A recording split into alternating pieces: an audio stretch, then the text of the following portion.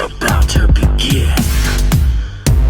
We want to welcome you to the Vampireanddevil show. We want to welcome you to the Vampireanddevil show. It's gonna be bloody fun. We're gonna kill everyone. Welcome to the Vampireanddevil show. With lots of blood and lots of guts. Two horror fanatics and rock and roll nuts. Welcome to the Vampireanddevil show. Devil, my friend. Oh, yeah. I think if there's anybody who would know hot things, it's you. Oh, yeah. So I think it's only right that you let our beloved Fangs know what they can order now, courtesy of Coney Island. Oh, yeah, man. We're in the kitchen. You know it gets hot in the kitchen. And what else better for your finger foods, for your tacos, for your victims that you may be eating? Maybe some sauce. And you should get it from the sauce boss. Coney Island sauce. Oh, yeah. Get some of that good stuff. Oh, yeah. You like to sprinkle it on anything. You could sprinkle it on your fingers. Sprinkle it on your toes. Sprinkle it on your hose. Anything you want to sprinkle goes. Absolutely. We have partnered with Coney Island Saucery. Aaron is fantastic. We really appreciate all the love he's given to the show, and we're very, very pleased and honored to be a part of him. So he's got 4 sauces out of various heat levels to enjoy on all your various foods, but also for anybody who is already following his socials, our socials, or is about to be, newly announced partnership with Slayer.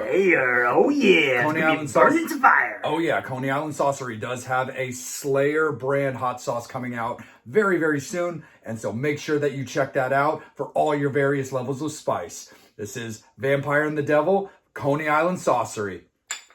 Horns up. Fangs out.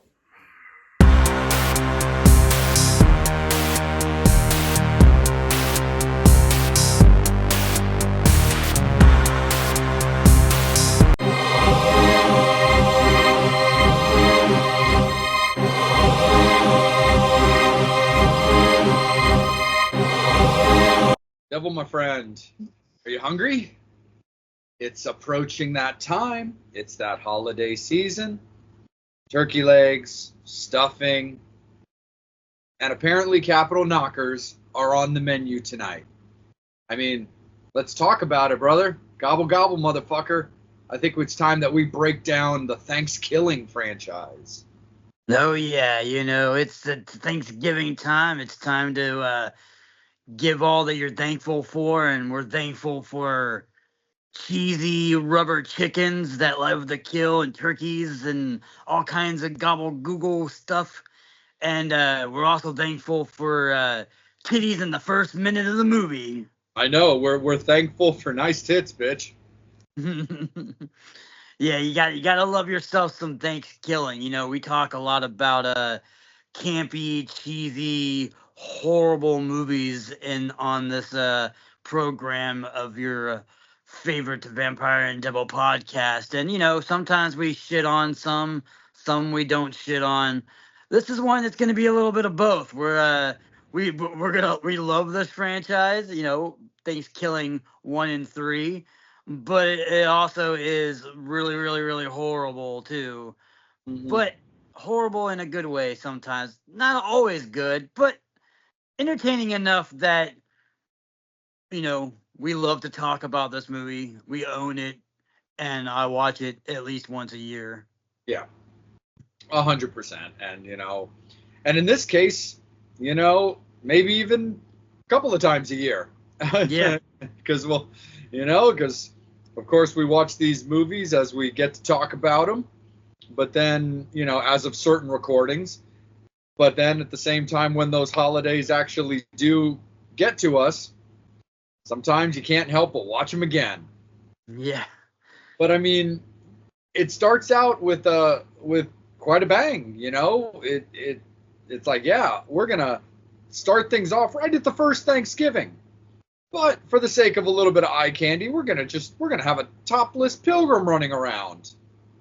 Yeah, yeah, it's great. Like I said, yeah, you got it's like in the 1600s or 1400s or something like that. It's Thanksgiving, and you see a person running, and all of a sudden it's a chick, and they get ready. He's getting ready to kill her, and you're figuring out that it's a turkey that's coming after her, and yeah, you get to see some Class A knockers from I guess porn star extraordinaire Wanda Lust, who apparently answered a Craigslist out of all things for this movie. I guess I don't know what the ad said, but it basically probably came up to the point where hey, we want somebody who has some big titties that's willing to be in our movie and probably get paid more money than what the movie was weighed, but you're still not going to get paid that much.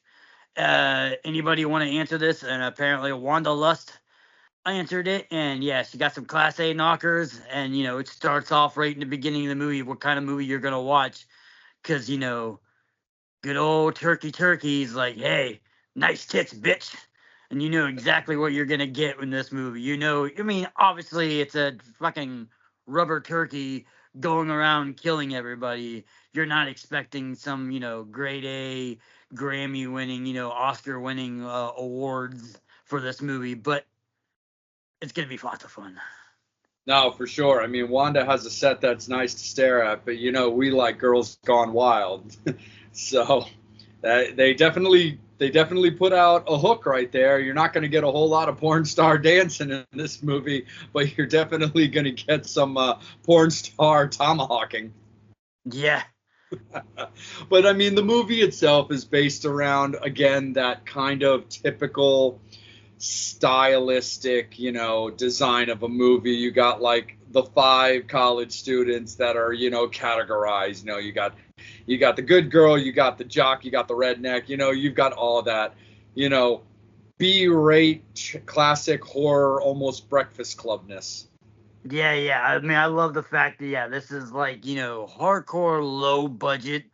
The guy who directed this, Jordan Downey, was uh did this while he was on his break for from college and decided to make this movie. And yeah, it's just funny though, like we talk about that opening scene of the old school. It's supposed to be from old school Thanksgiving. She's running around the woods, and titties are hanging, and I love it because we're all DIY guys, we're all low budget guys.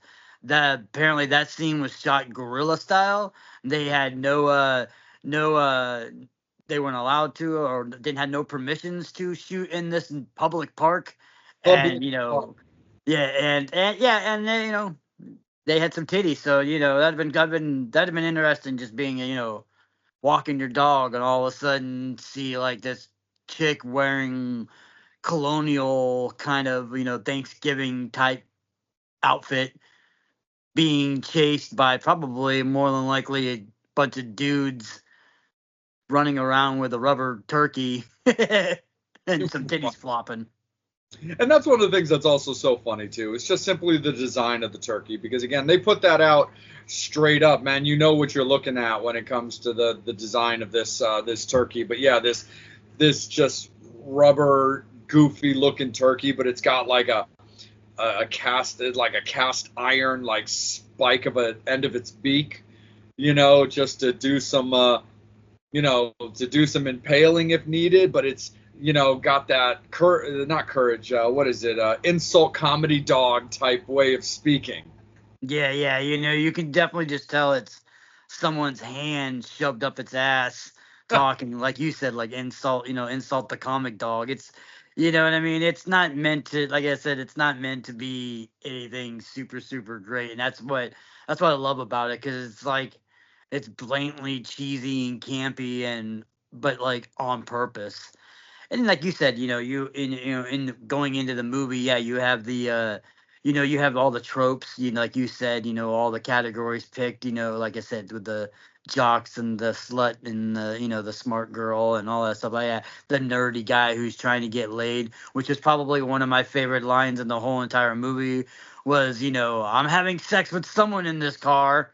And everybody's looking at each other like, who the fuck is he? And it's not like he specified, those are, it's him and two dudes and two other girls. So Right. altogether out of the five, there's three men and two women. So you would assume that he's probably talking about one of the two women, but I don't even think he really even cared. He was just basically going to get laid by somebody that night. No, it is 100%. There's definitely, he is 100% not gender specific when it comes to that statement, which leaves just everybody like staring around. And then the other thing that's also kind of fun about this movie too is it's like they dabble in like little bits and pieces of what feels like other kind of classic franchises or like quips and stuff like that, or designs of things where you've kind of got, stuff like the Evil Dead that's based around, the Necronomicon book, and this movie kind of has its own little like, book that like plays a huge part in the movie as like a thing that needs to be protected despite not just their lives from the killer turkey. Yeah. It's so great. It is like it's like a Goblikon or something kind of like that. Where it's this like book that basically is like the history of this, of the turkey and Thanksgiving and stuff like that. Which is the one character is like, oh, we got my dad has a bunch of books. Yeah, he just has randomly, books about killer turkeys that are going around and killing people. But yeah, I love it. It's that whole the whole like joke around this whole movie. It's just so bad. So many one liners, so much improv. I would imagine that a lot of it was just flight, straight from the tongue. Say whatever you're gonna say. Okay, that's funny. We're gonna keep that in the kind of movie and stuff like that. Just little things like all together. You have the sheriff that's the dumb sheriff that's kind of like your typical I'm a man kind of sheriff, and then like I said, he's trying to figure out his life and whatnot, and drinking some coffee, and he was like, it's another line in this movie that I love. It's like, hey, this coffee tastes like shit. And that's because I shit in it, and you see a big turd in the coffee pot, and it's like, Seriously, man. But then it's also funny too because like the turkey, because of this book, is like he's got like powers of his own. He like possesses Billy out of what feels like just randomness, which I think is hilarious. All at the same time, they realize that the only way that you can like kill Turkey is to burn him at the stake. And I'm like, oh, sweet, we're gonna find a way to add the Salem witch trials into this. All of a sudden, it's just so kind of like absurd. I mean, it does fit together, oddly enough, in a proper way. It's not really filled with a lot of continuity errors, strangely enough. It's just such a wild premise, and it's almost like an anthology without being an anthology because it's still designed and flows as just a regular movie. But there's just so much else going on as things like slide in. You learn about things like, him being around since the first Thanksgiving, the Goblikon, coming into play, possession, stake burn. It's just so insane when it comes to this movie. yeah. I mean, like you said, it's kind of like the pilgrims where, the white man comes around and kills a bunch of Indians and stuff like that, and that's what basically made this evil turkey, and that's why he's coming back to, vengeance to the white man and stuff like that for, killing. But yeah, I mean, I say I love it. Yeah, like you said, it's just the stupid tropes. I mean, another one that I always laugh about, which is like in the movie where it's kind of a little bit of a Texas Chainsaw Massacre Yeah. / Devil's Rejects, where the turkey kills the dad and then puts the dad's face on his face and Yeah. pretends like he's the dad, and everyone just goes, "Oh, this is really," and just pretends like he's the dad the whole entire time, and it's just so like absurdly stupid. Like you're like, and then all of a sudden they're like, "Oh my God, you're not my dad, you're the turkey." He's like, "No shit, bitch!" Like, it's just like the whole entire time. It's just like just the stupid shit like that. I mean, like I would imagine like when they were making this movie, they were just like, "What's the dumbest shit that we can put and we're just gonna put it in this movie. I mean, this is like I said. I mean, it's ridiculously stupid, but it's like I said, but it works so well in this movie because it's just like over the top stupidness, but then mixed in with this really badass kind of horror movie. I mean, it's got Yeah. some really cool kills. It's got some cool gory, effects and stuff in this movie. But then, and then like you said, it's very, very campy. Very like Freddy Krueger, very Evil Dead kind of ish, where it's just like Turkey's got all these great one-liners and just literally is he's makes this franchise so much funny because of how foul mouth he is. Foul mouth. Exactly. Because I mean, at one point, bro, he's blown into a dumpster, and it just kind of adds to the absurdity of shit. Where it's like, oh, yeah, he's dead. He's been blown into this dumpster and whatever. Nah, bro. This dumpster just happens to have radioactive waste in it that we're gonna bring him back with. It's like, wait, now you're just making shit up as you go. Yeah. But again, it's that absurdity level that they've already put on a high bar that is like, you know what? Why not? It makes sense. And, and again, you're right about the gory kills. I mean, personally, I'm a big fan of the way Johnny gets taken out because I loved the electric carver because, of course, there's certain Thanksgiving type things that just fit so good into that. But, at the same time, it's one of those things too where even the end of the movie kind of makes sense where they think they've got, no pun intended, but you think they got him cooked, but then as they're trying to relax and sit down for Thanksgiving dinner, their fucking dinner turkey comes alive to say, is there a sequel, bitch? And I'm just like, wait, what? Because you'd think that movie would be a standalone, just Thanksgiving classic to some, avoidance of others. But oddly enough, there is a sequel to that movie. But not only is there a sequel, it's a trilogy that's not a trilogy there, devil.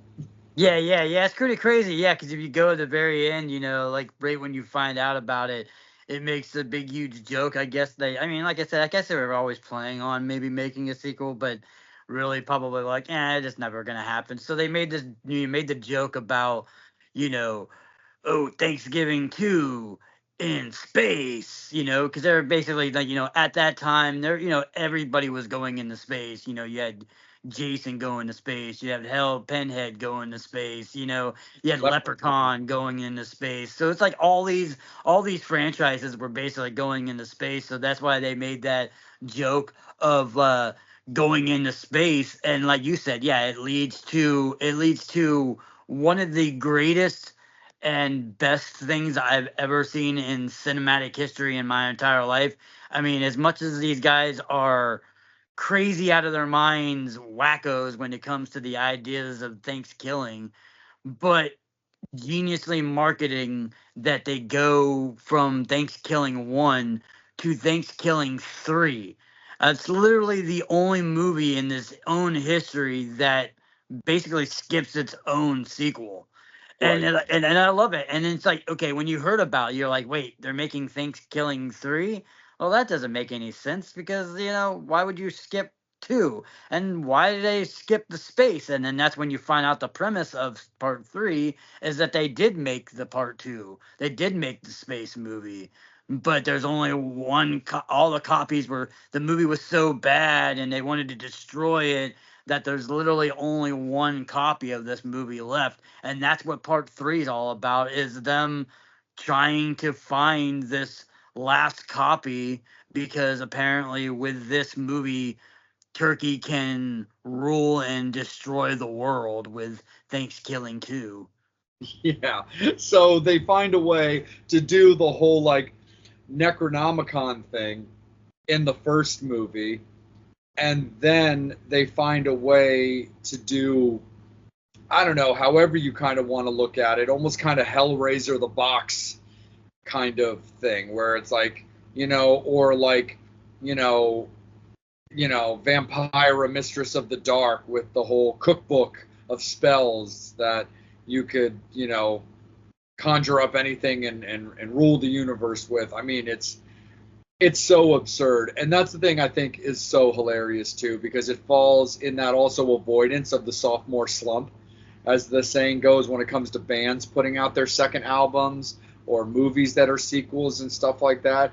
Because we've talked before about plenty of that kind of stuff. You've got that interesting, second Nightmare on Elm Street movie that they made an absolutely amazing documentary out of as well. But there's always been that curiosity of, can we do a sequel that does it justice, or will it hold up enough? Where I like the fact that this movie and this franchise, they kind of like spin it on you. Because you're right, it's funny because this movie was also a Kickstarter movie, and the idea of like people donating to a Kickstarter is, obviously support of independent films, independent businesses, all that kind of stuff. But it'd be funny, like I have donated to lots of Kickstarters, and I'm actually currently a backer of one that's still waiting to be fulfilled. But there is also that idea of, because they'll send you suggestions. And if you're familiar with ThanksKilling 1, saw it, or even just didn't, but you're familiar with it, having suddenly a email or a notification pop up that says, hey, if you're interested, you could be a backer of ThanksKilling 3. And then it's like, wait, there was a second one and I missed it? So it's like there's a lot of also confusion, but fun confusion that comes out with the way that they did this movie. But then, just like you said, my friend, it's explained in the movie. Yeah. I mean, I do like the fact that, when you first start this movie, it does start off as particularly the second movie, because it's, it shows you a little bit of the clips of what that second one would be. So Turkey's riding around in space, like his spaceship has a turkey baster on the front of it, which I thought was just fucking stupid and funny. And then just like ThanksKilling 1, you have tits within the first couple of minutes of that movie. Wanda Lust gets to reprise herself as showing her titties again in this movie, but even more absurd than the Pilgrim one, she's wearing a spacesuit, but her titties are, cut out so you can see her tits, which is just funny because what's the point of wearing a suit if your titties are hanging out? Because air could get, in the reality of it. But it's just so great because they're just like, yeah, we want to bring Wanda Lust back up and we want to show some titties. But, how are we going to do that if she's in a spaceship? Just put her on a space helmet anyway and just cut out her titties. Seriously, no pun intended. Like, Yeah. it's just ridiculous, and it's funny with that kind of stuff. I mean, you and I are also Ginger Lynn fans, who's known from like The Devil's Rejects and stuff like that, and you get some of those actors and actresses that they know their industry, they just know what they do, and there's lots of ways to be immortalized, and when it comes to Wanda, that's definitely an immortalization through 2 movies. One that, while it doesn't really make that much sense to be naked in a pilgrim uniform or outfit, you can kind of roll with it. But just like what you said, Devil, there's no rationale behind wearing a spacesuit, knowing that you need to be protected from the air, but just have it cut out so your knockers are there, knowing that your body can get sucked right through the suit. Yeah. So Yeah, it's so crazy. And then, just with the absurdity of the first ThanksKilling, that movie really didn't have a plot very much, other than the fact that this was about a killer turkey killing everybody. And the second one, I mean, I'm not gonna go and say that the plot of this is the greatest rote plot in the entire world, but at least this one somewhat has a plot. It's basically like the plot is, he's just trying to find out. You have this space worm that's going around that I guess was his co-star in part two. And he's got this big monster robot guy that they're trying to find it because, like I said, they want to try to find it before Turkey finds it, because if Turkey can find this copy of, ThanksKilling 2, he can take over the world and, basically kill the world. So they're trying to get it. And then you get introduced to Turkey's wife. At one point you have Turkey's little kid that comes out, that wants to get that goes with him and be evil. You have a weird puppet that comes out of nowhere that's a space alien puppet thingy that is part of this movie. Yeah, it just gets really weird with these characters and stuff like that. But then again, like I said, it's the absurdity of this movie was like, again, now, like you said, with the Kickstarter, now with this one, they had, they went, basically almost tripled, or way more of a budget this time Yeah. than they had for the first movie. So they're like, yeah, let's just do more ridiculously and dumb shit throughout this whole entire movie. And one of the favorite parts of this movie, like I said, with all the tropes to other movies and throwbacks to other movies, and we talked about how ThanksKilling 1 had a little bit of that Evil Dead kind of feel to it. Even ThanksKilling 3 has a little bit of Evil Dead feel to it, because whenever Turkey gets thrown into this guy's machine, it's like a Turkey master, kind of like, as seen on TV kind of guy that's going out and shoving his wares and trying to get you to buy this Turkey Master 3000 or whatever he called it. And he puts Turkey into it and goes through it, but he survives. But unfortunately, Turkey loses his dingaling, and he's Yes. like, "What the fuck, man? You took my cock," and he's trying to figure out what the hell am I going to use, and finds a chainsaw, puts a chainsaw where his dick at, and then in typical, Evil Dead fashion, instead of Bill Campbell saying groovy, he goes gravy. Yep. Which I absolutely love, because again, there's the first movie had included those subtle little nuances and stuff that I thought was great. And considering we talked about it when we were talking about the movie, that was always something that made me laugh, because I love the entire Evil Dead franchise, and the fact that they did it that way, and it just gave me that feeling of like the whole Necronomicon thing, to then not only do something that's kind of a la Ash, but clearly reference that all of that was legit, was incredibly satisfying. But also at the same time, I do want to take a moment to say we got to take a moment to acknowledge, though, the rapping granny. Yeah. Oh, yeah, yeah. She is probably the weirdest, most craziest character in all this movie, in all the movies, which is saying a lot. Because literally, like, yeah, you have this, like, I don't even know what the hell she is. She's some kind of animatronic puppet thingy weird. I don't even know how to explain. But she's like, yeah, she's this rapping granny that does these really horrible raps, but periodically keeps on grabbing her pussy and smelling it throughout the whole entire time, which was just like, what the hell is going on? Seriously, it's like it's the rapping granny character alone is bizarre enough, but to be just rocking out this like smelling herself thing that you know what it honestly reminds me a lot of, which is so funny to me. It reminds me a lot of Molly Shannon's character from like Superstar. Yeah. Just that obsession with like smelling her armpits thing. Yeah. And but obviously in that just like, R-rated, triple X-rated filth way.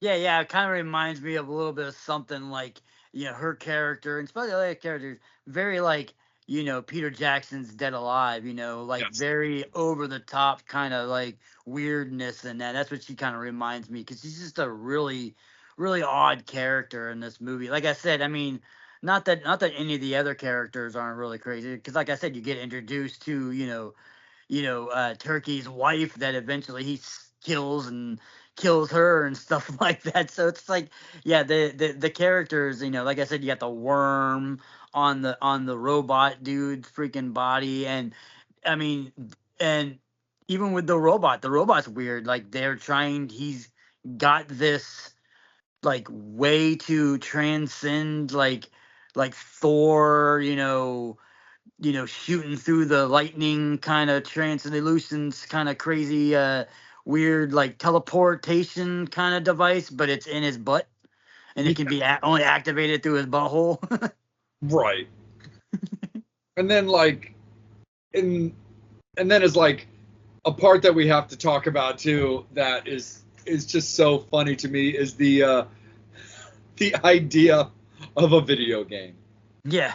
It's just so it's so out there and makes no sense whatsoever. But they felt empowered to do it.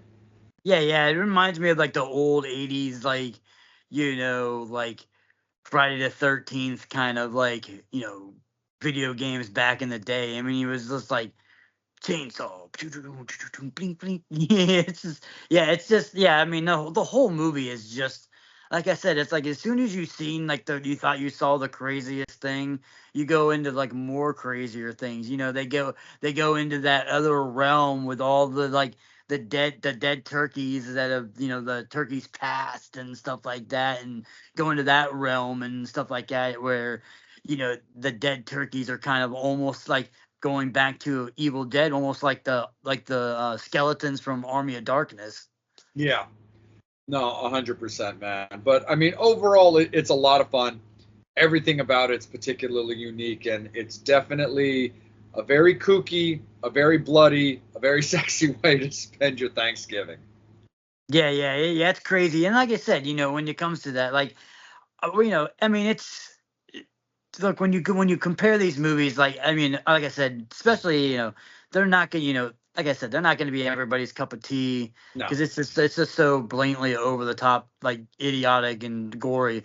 And even as and I'm not gonna go and say that number one is like this amazing freaking great cinematic movie, but part two has its things. But yeah, or part three I should say, technically has its moments and it's a lot of fucked up weird shit. But I think overall in a movie I still think number one is still the better movie because it's more of a straightforward kind of movie, where three has just got so much stuff going on and you're kind of confused with a plot that they put into it, because like the first one there really is no plot. It's literally just a killer turkey going around and these kids got to stop it, where there's so much stuff going on with part three that it kind of takes. But then again, I love the fact that they, like I said, with a bigger budget they were able to like up the insanity and the craziness. And that's why I love Thanksgiving 3,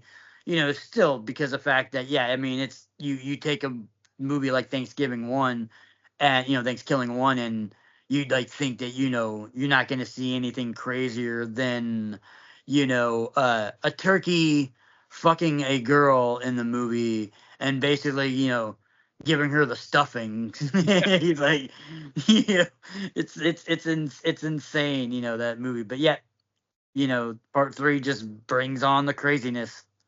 Yep, it definitely does, man. So this is going to be one of our more interesting obituaries. It'll be another opportunity for us to talk about a franchise in full for a rating. So, what do you think about this one, man? I mean, there's so much fun that we like about it, but for objectiveness, we are realistic in the fact that we know this thing was never going to even get close to an award nomination. But that doesn't necessarily mean that it's not fun. It's not of some quality. Yeah. I mean, definitely overall, like you said, in the scheme of things, and in the real world, with like movies like how we gave ratings to movie like Rotten Tail, you know what I mean? We were brutal on Rotten Tail, with that 3.5, I think we gave it, or somewhere around that area. And like I said, it had its moments, but overall wasn't that, where like I guess people can go, well, you're kind of contradicting yourself, because ThanksKilling is just as stupid and crazy and absurd as the that movie. True. But I mean, in general, it's just, I would give this probably in that same kind of realm where I would probably give it normally a 3.5, 3. But I don't know, man. I mean, I bump it up just because overall, it's just it's crazy. There's never been anything something like it. I mean, it's literally a fucking sock. It's like a puppet. A freaking weird ass freaking puppet turkey that's going around killing people. I love the fact that like even on the DVD, you know, case and all that stuff like that, it literally tells you tits in the in the first minute of the movie or 3 minutes of the movie. And it's got gobble gobble motherfucker. It's got on there like I ate her. I'm gonna drink your blood like cranberry sauce. It's got all the cool little one-liners on this little box set that it has. So it's like just because of the funny one-liners, the crazy absurdness, the fact that it is kind of a cult following. A lot of people like watching it. You know what I mean? It's one that, like I said, you can. Rotten Talon probably would never probably watch again. No. But like with this one, it's like I said, I'll rewatch it. It's not something I'll rewatch all the time, but it does have that rewatchability to it. Because if you want to watch something that's just weird and kooky and just shouldn't like, but for some reason is just hilariously funny that you keep watching it. It's kind of like a car wreck or a train wreck where you can't like not look at all the carnage, and this movie is something like that where you can't stay away from it. Yeah, I mean, like I said, you got to give it those kind of points. So like, yeah, in a world, I'm never gonna give this like an 8 or a 9 or a 10, 10 rating. I mean, there's no way. But in the realm of these kind of movies, I'm gonna give it a 5. But in a 5, that is like getting a 9 or a 10 to this type of movie. You know what I mean? Because like I said, you put these kind of movies where you have this, or you have the Winnie the Pooh movies that come out. These like absurdly like over the top movies. Yeah, most of the time when I usually watch those movies, I tend not to either finish them or wish that I didn't finish them. So like those ones I'm always gonna give a low rating. So those ones, like you said, are gonna be like the low ratings are like the 3.5s. Like I said, I mean, so giving a 5 to a 6 for this movie is like almost giving this like an Oscar. Because it doesn't really deserve a 5 or a 6, but it's fun in my book. No, I'm definitely with you on that, bro. And I'm with you on that. And that's the score that I'm going to give it as well. Because it is that thing. But here's the other thing, too, that it's worth just pointing back out and stuff that we discussed when we did the episode anyway, was when it came to like Rotten Tail, while it had such a great cast and the premise of it was a lot of fun, the fact of the matter is the movie itself was incredibly confusing. It was very hard to follow. We talked earlier about ThanksKilling having a little bit of an anthology feel to it, but the flow was correct. It worked. Like it was shot and edited correctly to make it an actual, for lack of a proper story arc. Rotten Tail was incredibly difficult to follow, which is also one of the reasons why it felt like a 2+ hour movie for a movie that was a standard like hour and a half long. It felt so long because I kept feeling confused. I kept like wondering, wait, how is this person here? Wait, that person died? Like it was that kind of weirdness. And that's the thing. Yes, when it comes to ThanksKilling, in reality, in accuracy, in objectiveness, the movie's a 4. We even have said it straight up. If we can finish a movie, you're going to get at least a 3.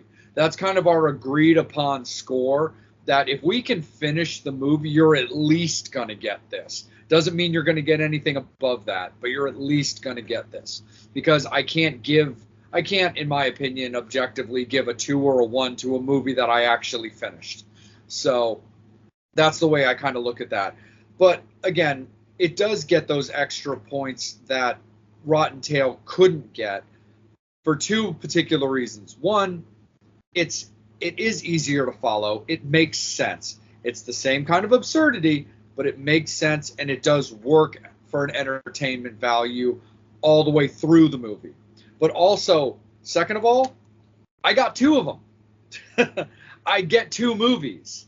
So as a franchise, it gets that extra point where it's not such a travesty that you don't get that second one, or you're afraid to even give any of your willingness, even willingly down to give your life to another attempt at a second movie. But you get 2 ThanksKillings. You get to kind of enjoy that absurdity. You kind of go into the third one already knowing you finished the first one, and you're like prepared for that ridiculousness. And then you, sure enough, you get slapped in the face by a rapping granny that smells herself and a chainsaw cock. But you can't overly feel unprepared when those things are unleashed on you.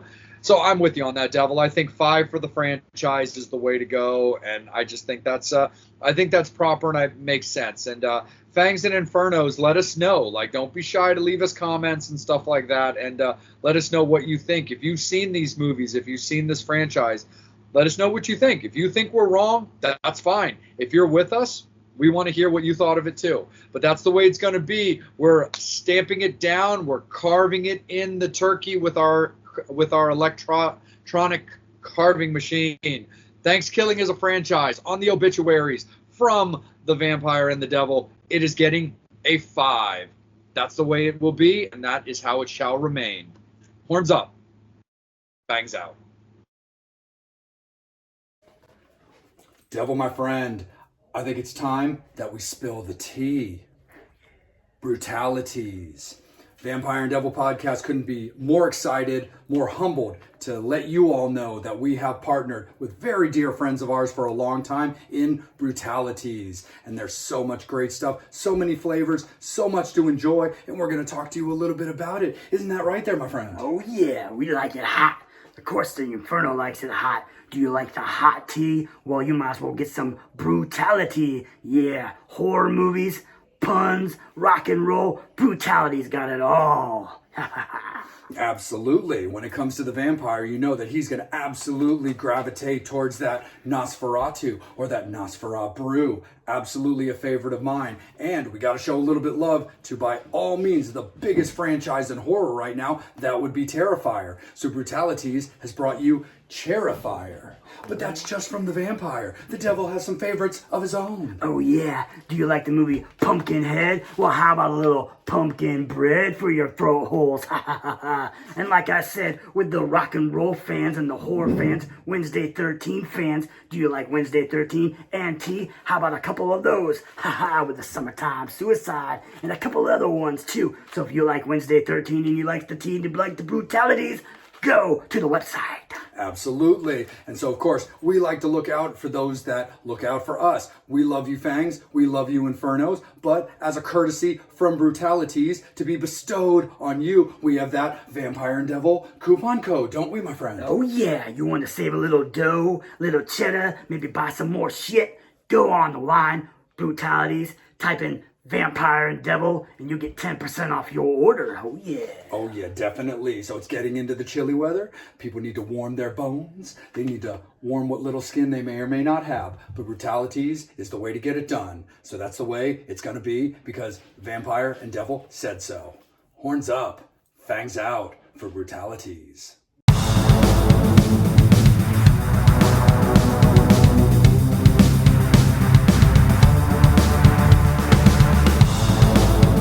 Oh, hey, kitties and ghouls and fiends, with another quick movie review again.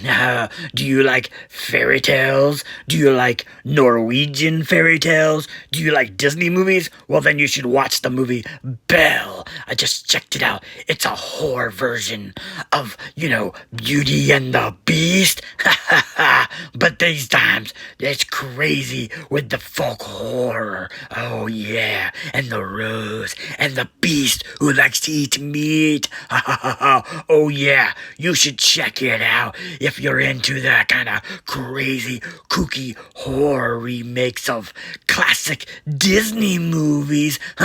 Not like that Winnie the Pooh bullshit. No, this movie was cool, and I liked it. Check it out. Devil, my friend, you look hungry. Hunger is an important thing to take care of. There's sins involved, though.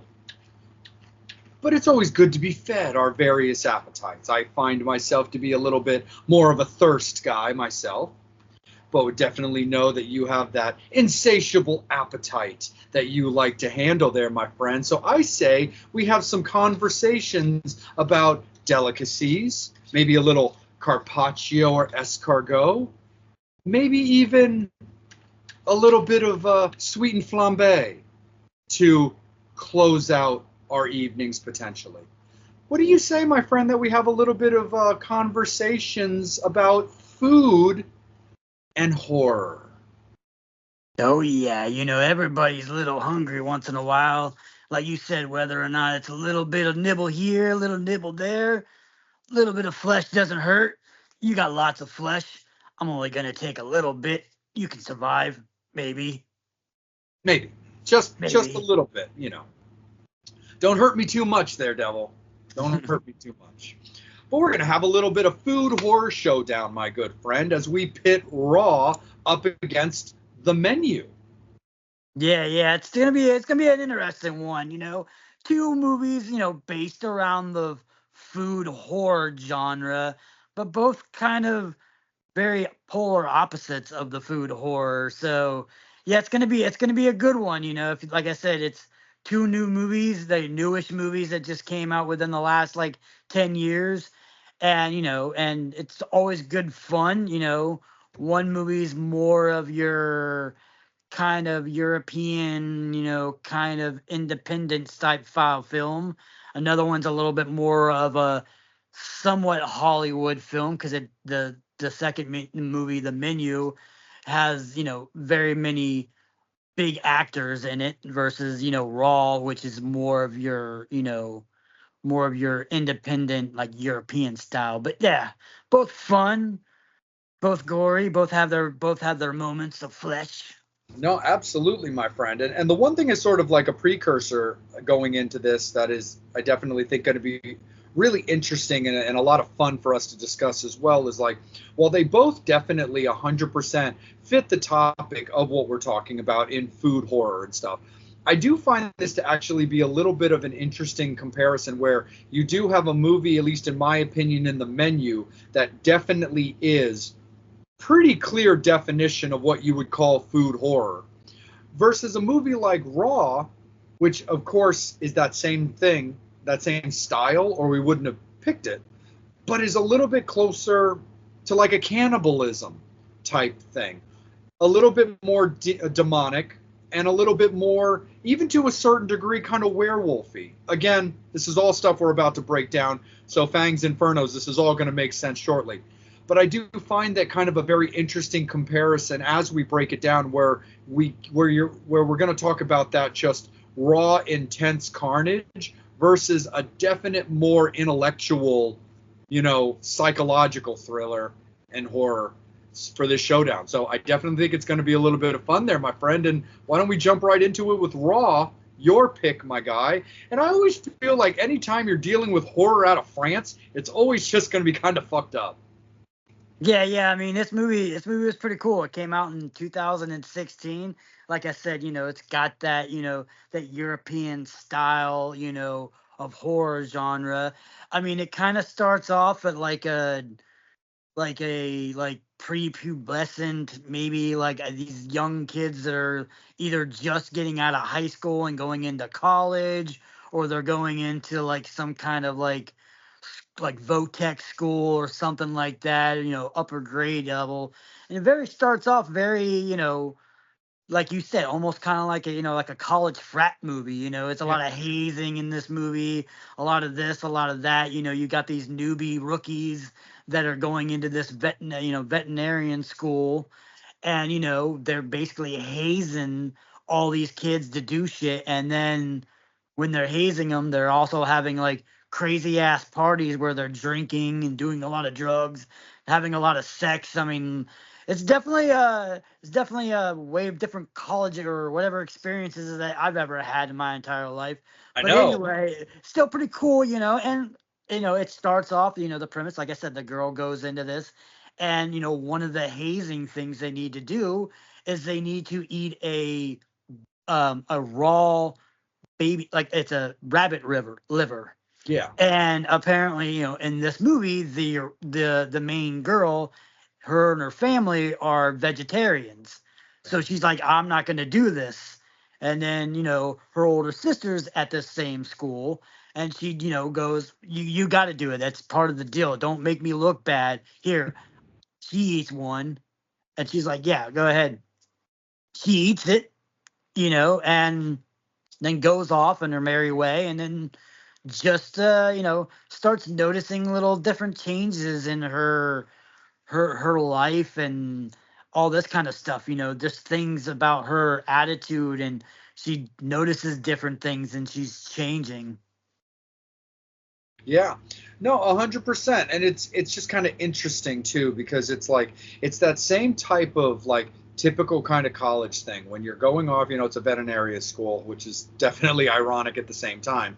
But when you're going off to school, spreading your wings and stuff like that, it also starts off pretty much right from the start where it kind of gives you that vibe of like, what are you willing to do to fit in? Like, are you down to like stick by your beliefs? Are you down to like go with the flow? Or do you really want to be accepted? And it's interesting too, because the earlier part of the movie has this kind of crazy restaurant scene where that's how you kind of learn that the family's all vegetarians. And somehow, some way, there's like a meatball and like the little girl's like mashed potatoes. And the mom just kind of goes ballistic about it. And it's kind of funny. As like somebody who's got like history in the food industry, I couldn't help but laugh a little bit because I've seen my fair share of people overreacting to things. Don't get me wrong. I'm not saying that like a vegan or vegetarian, like somebody who has dedicated themselves to not eat animal products, would react and overreact to a blatant meat product in their food. But it's just kind of funny as well because it's like you see those overreactions, whether they're warranted or not. So I got a little personal kick out of that initial scene, just watching, the mom go all fucking Rambo, like all over the restaurant for having a meatball in her daughter's mashed potatoes, which was weird enough for it to be there to begin with anyway. But anyway, getting back to the future part now where they're in the veterinarian school, yeah, that kind of sorority frat hazing kind of thing. It's just kind of interesting, and it's very interesting to me as well that part of the hazing ritual, whether a person's a vegetarian or not, to have them eating a piece of rabbit liver as like an initiation. It's I find it unique because the whole point of learning to be a vegetarian, a veterinarian, is to save animals. And of course, you're going to learn about their organs and why they would get sick the way they do, why they would, die the way they would, or how you would heal them.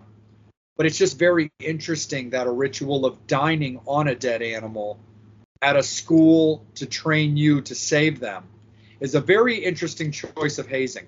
Look, it's one thing to like throw somebody, someone in the boys' locker room when they're naked, or throw their clothes in the shower, or like dump paint on them while they're sleeping. It's different forms of hazing are well documented throughout time.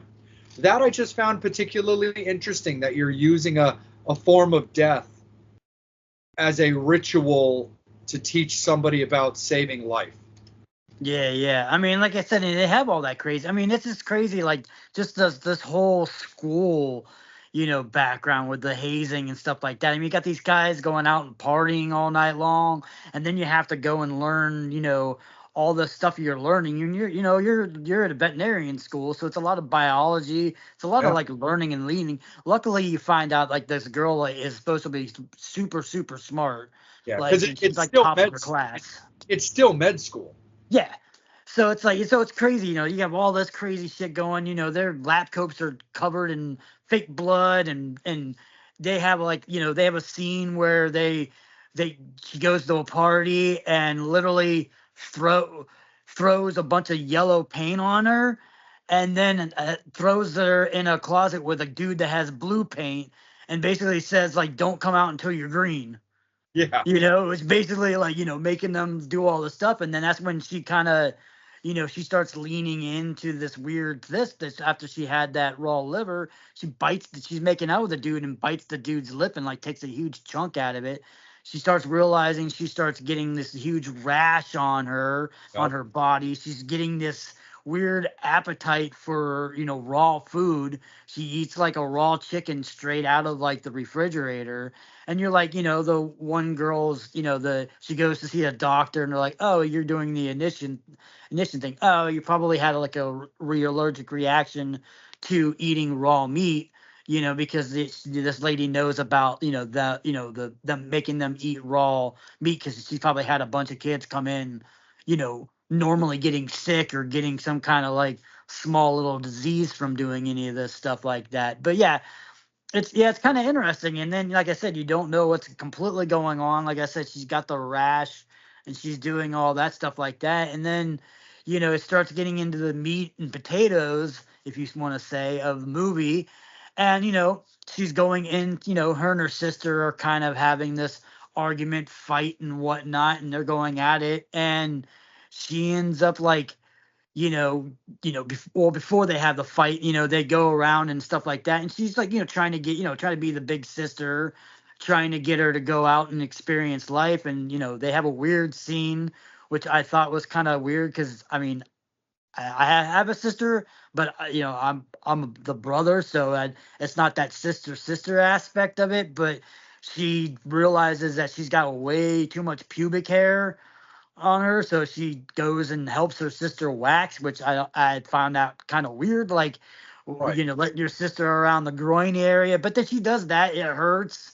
You know, she gets it stuck to, you know, to her labia, and the sister's trying to help her, you know, with scissors, and she's like, "No, you're gonna end up cutting my shit up," and ends up like kicking her and she ends up cutting off her finger. Right.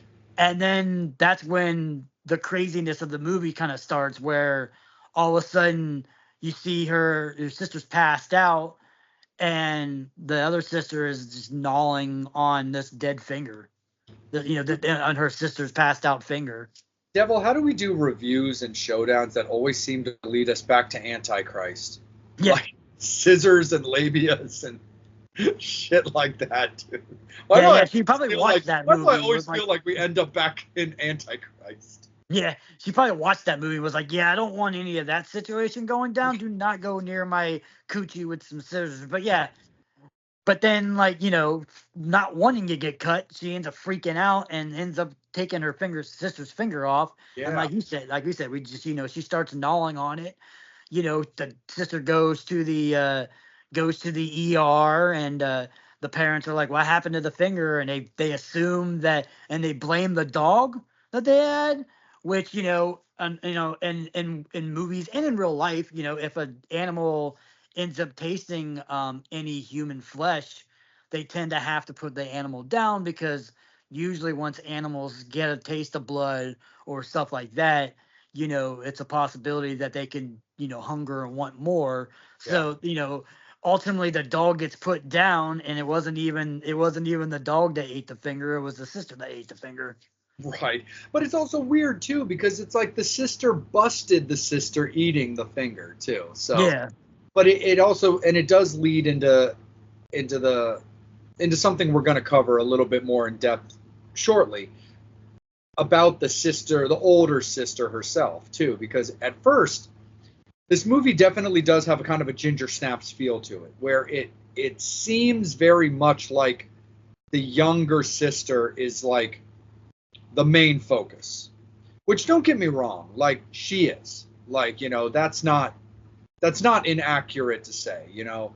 Like in Ginger Snaps, you know, Ginger was the focus while the sister slash, you know, best friend was like second banana. But this one is really interesting as the way that it goes, because going back to what you addressed about the weird rash, is she's given this cream to like fix it. But it just always seemed like there was something a little off about this. And then you also come to find out that the older sister is suffering from like similar situations and this cream is also being used by her.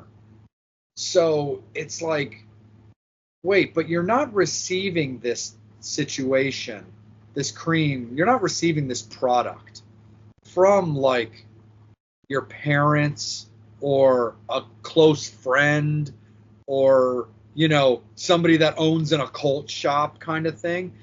You're getting it from the veterinarian school. And that was the thing I always found a little interesting about this, is this cream almost seems like an enhancer for this ultimate, like I said or at the top of the show, kind of cannibalism that's happening.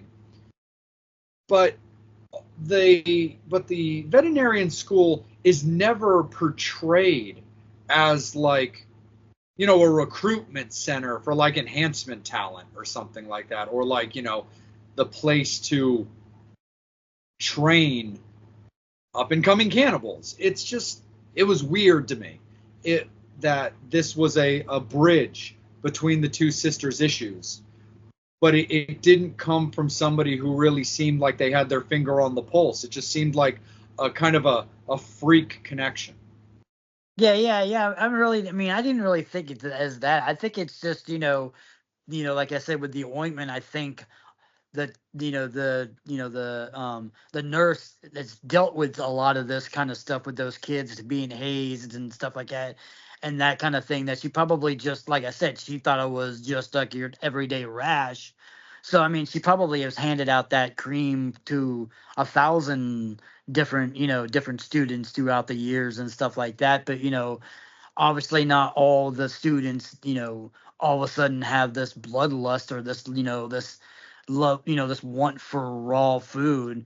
And like I said, I like it too, because like I said, you get to it where, yeah, you find out a little bit about the sister, and after the younger sister decides to eat her finger, you have the older sister take her out towards like the village, and all of a sudden like runs in front of a car and smashes the car, and the car goes right into the window, and then she's basically feeding on this dude, and she's like, hey man, this is what you got to do, you got to do this now.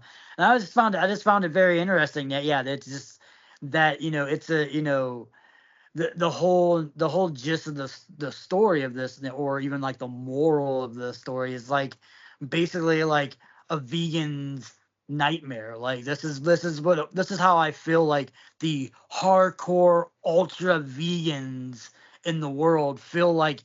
If you, like you said, you work in the food industry, all of a sudden you eat a piece of meatball, you're gonna all of a sudden be this crazy cannibal. And that's why I love this story, because it's almost kind of like making fun of or spoofing vegans to a point where it's like, where all of a sudden, you're a vegan, you tasted raw meat one time, and now all of a sudden you're got this cannibal lust.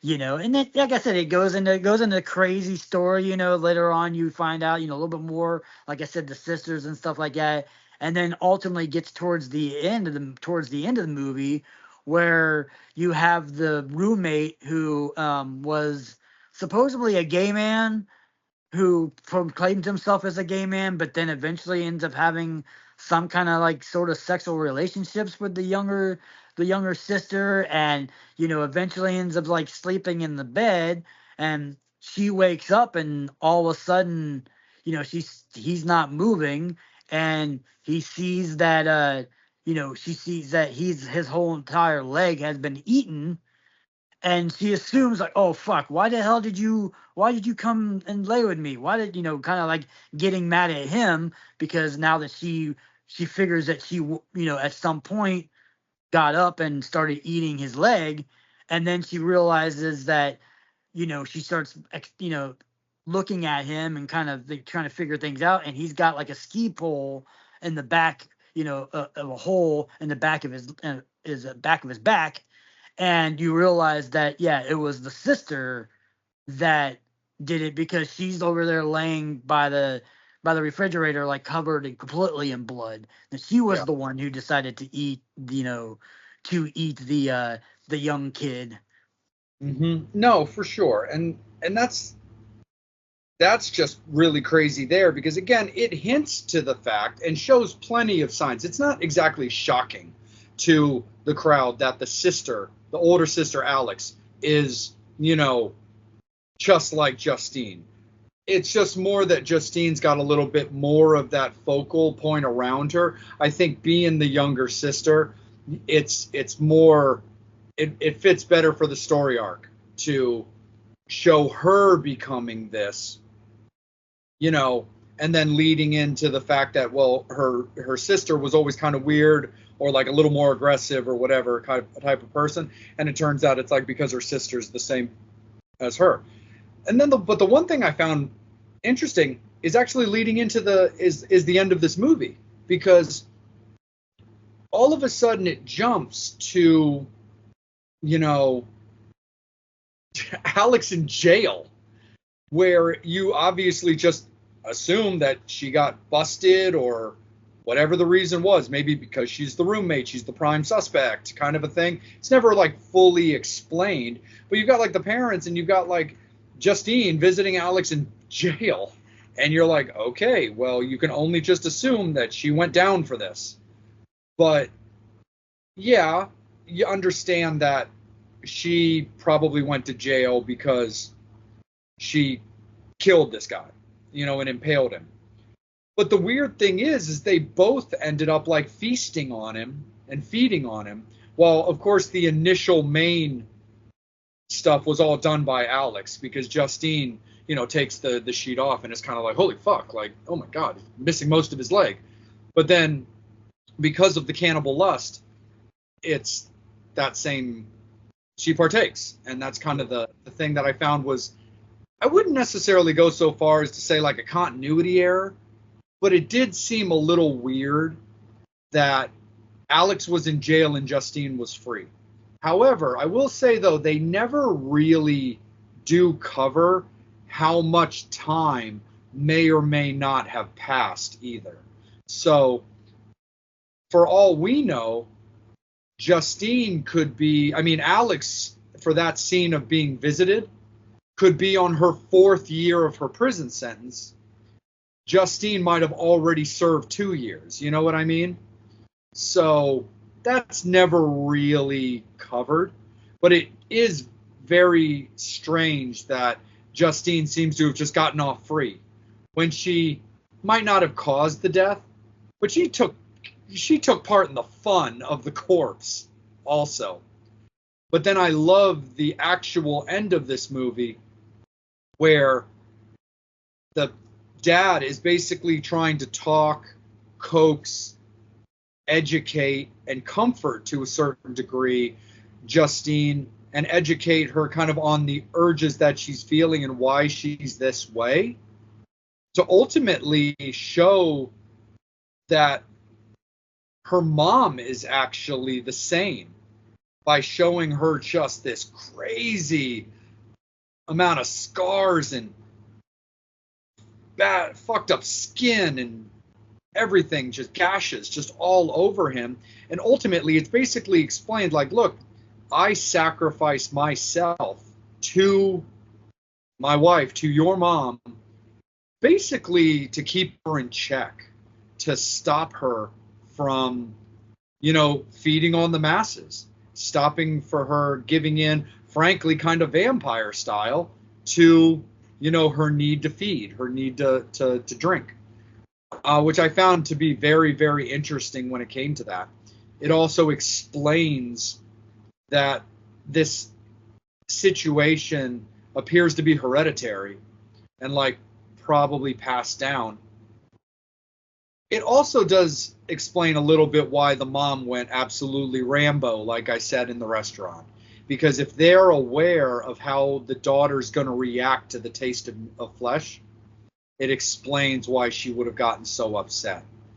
But I did find it overall just a very interesting, very unique kind of twist on the ending. But I will admit, left me a little bit in the dark, kind of wondering, like, why wouldn't you simply have a conversation with your daughters, though, about what they might face as adults, or the situation that they have, and why they can't eat meat and why their vegetarian lifestyle is basically kind of ruled with an iron fist, you know?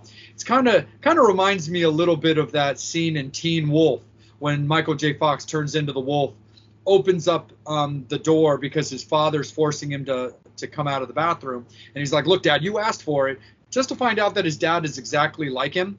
And he's like, well, an explanation is probably long overdue. And Michael freaks out. He's like, wait a minute, you knew about this the whole time and you didn't tell me? So it was just it reminded me of that, but had that very similar situation where, again, these girls are in college.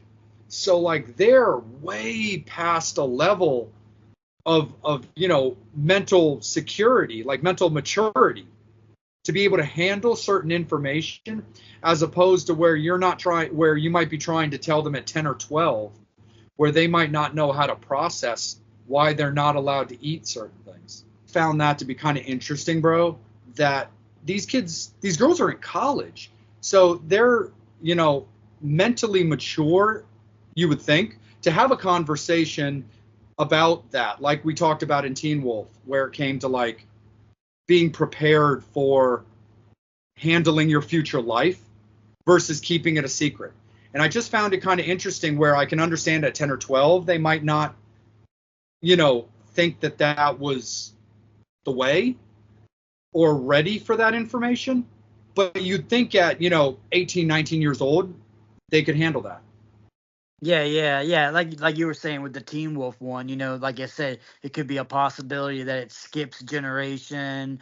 They're not 100% sure. I mean, and then going kind of back to when you talked about her, the older sister getting busted. I think a lot of that I think she might have got arrested because the fact that they had the murder weapon and all that kind of stuff, where she was technically the one that murdered him. So that's how she ended up getting busted. And to me, I feel like it went almost straight into that, right into, the conversation with the dad and finding out that, the mom, was at the same school, and more than likely the same thing happened where she ate something raw, because I guess that's probably a hazing thing throughout, all the generations, because they even see the picture, and the sister shows her a picture like when the mom and dad were at the at the same schooling and stuff like that too. So and it kind of goes to where, like, yeah, I think all those were probably all the scars that he shows were scars when she was going through that time, or kind of gradually. But I think that the mom found a way to not consume it. I guess if you go so long being a vegan and keeping it out, that you don't get that. So that's why, like you said, that's why she was hardcore crazy about, that. But yeah, I mean, I guess, like, if she would have done it, it wouldn't have made for an interesting movie. If she would have been like, hey, there's a possibility that if you eat meat, you're going to be a cannibal, you know. Yeah, see dad's chest. I think that's like just a conversation that, yeah, in real life it would probably make more sense to have that conversation. But then again, just like in Teen Wolf, if you would have had that conversation, it wouldn't have been a shock to Michael J. Fox.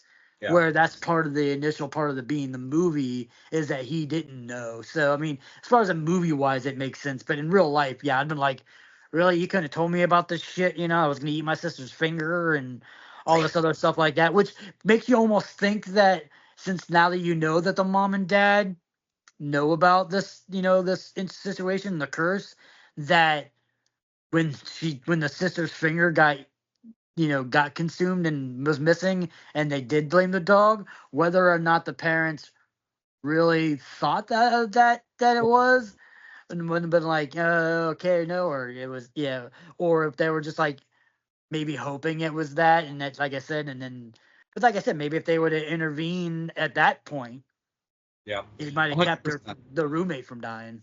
Yeah, no, you're definitely right. Because also, the more we discuss this kind of little Easter egg potential angle, it's never hinted or even discussed at all how far this curse goes back in generations. Yeah. So the mom might have even started it potentially, because maybe just as a young child who just eats what they eat, maybe she eats a cheeseburger because that's just what little kids eat. and then it morphs her into this and doesn't, cover a potential backstory of maybe her eating her parents or doing all this kind of a stuff.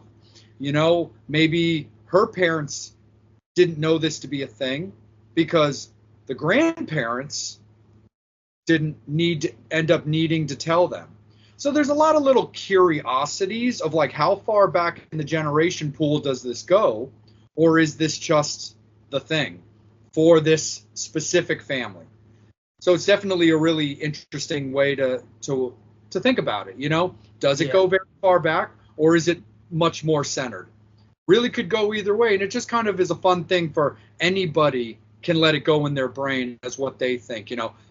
If I think it goes back 6 generations, doesn't necessarily mean that you think that. You might be like, no, I took away from this movie that I feel it's very centered around this family and these 2 generations.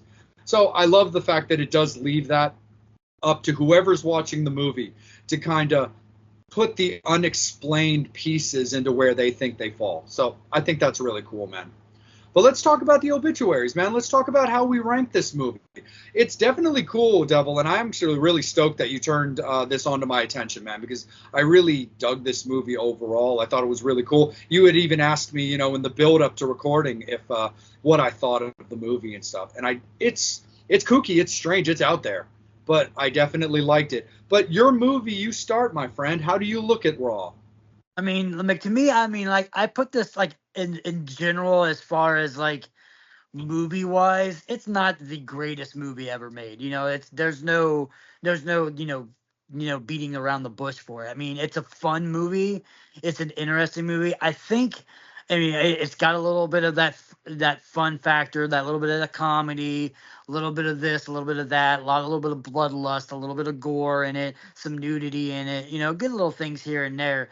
But like overall, I think the reason why I love this movie it's for 2 reasons. I love it because one, European movies are always fucking fun. I love it. It's hence the reason why all these cool movies always get remade by American audiences because, it's just a cool concept. And I'm kind of waiting for an American version of this movie to kind of like ruin it. But like, I always love that.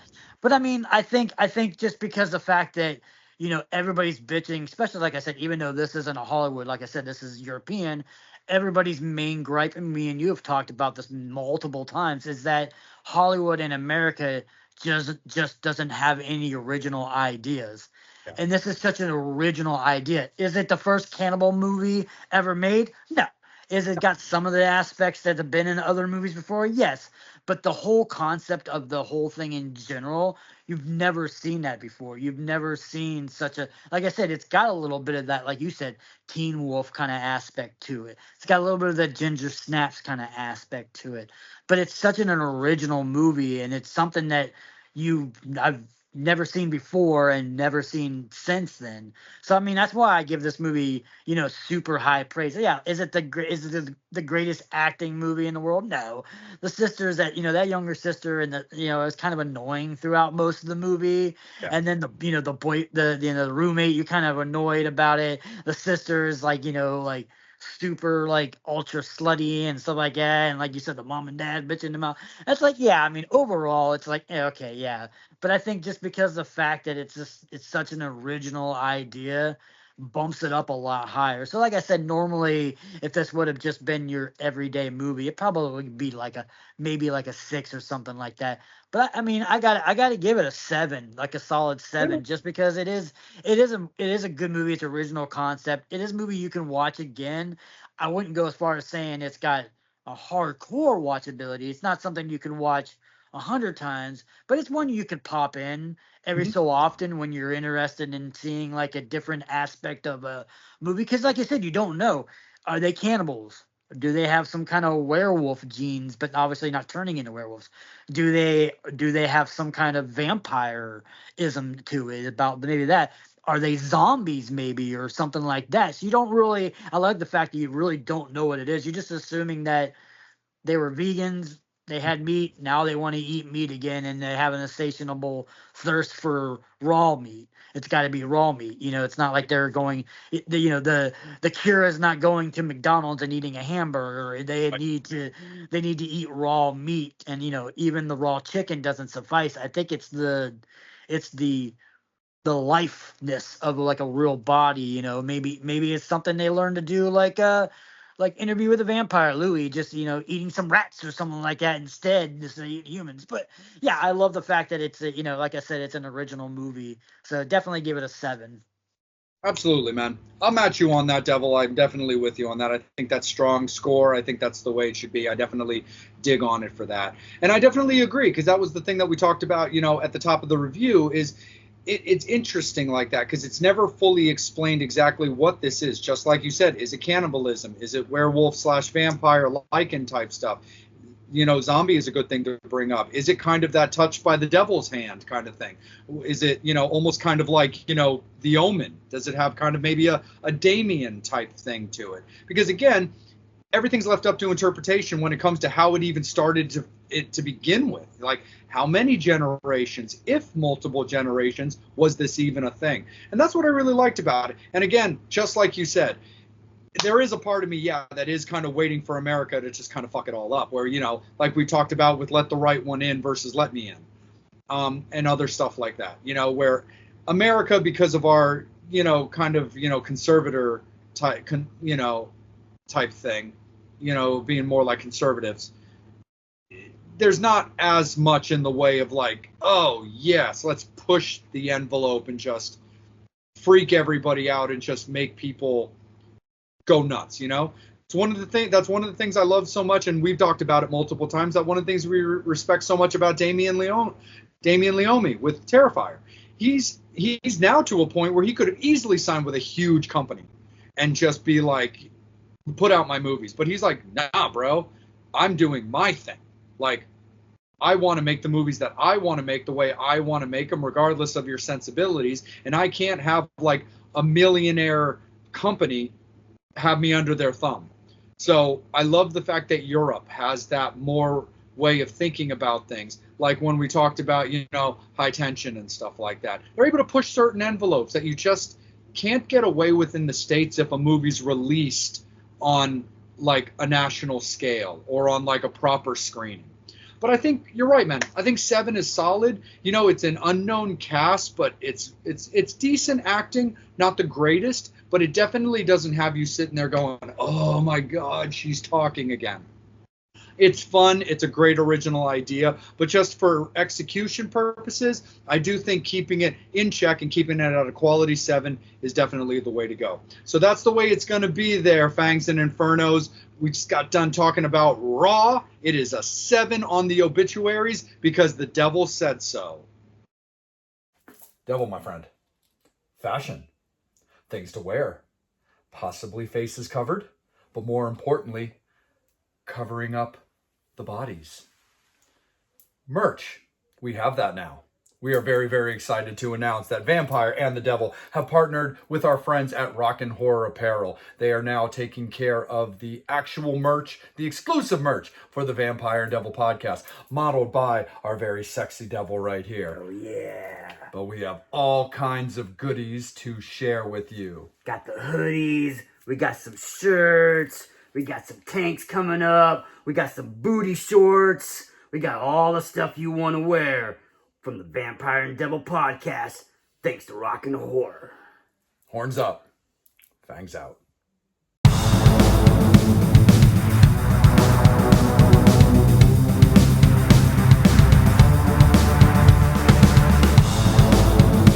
All right, Fangs. This is going to be a fun one for Coffin Nails. I have been waiting forever for one of my favorite production companies to put out a new vampire movie, and Full Moon Features finally did that for me. I'm a big fan of Subspecies, I always have been, and our beloved Devil put Death Streamers onto my radar, so let's talk about it. Basically, modern day vampire uses these glasses that allow him to stream live as not only a way to hunt his victims, but also for him to broadcast his kills. He becomes like a cult personality. Here's the thing though, when you become a cult personality, you start getting noticed a lot more, of course, and these like 3 paranormal activity, podcasters notice him. They start getting curious about the way he's killing these people because they look way too real. Definitely not a bad thing, but that is the thing that draws their attention. But of course, us vampires not being stupid, if you're going to come for us, we're going to come for you. And he kind of flips on those guys and makes them his new prey, and he's coming after them. Takes out one of the podcasters, and he's trying to finish off the job.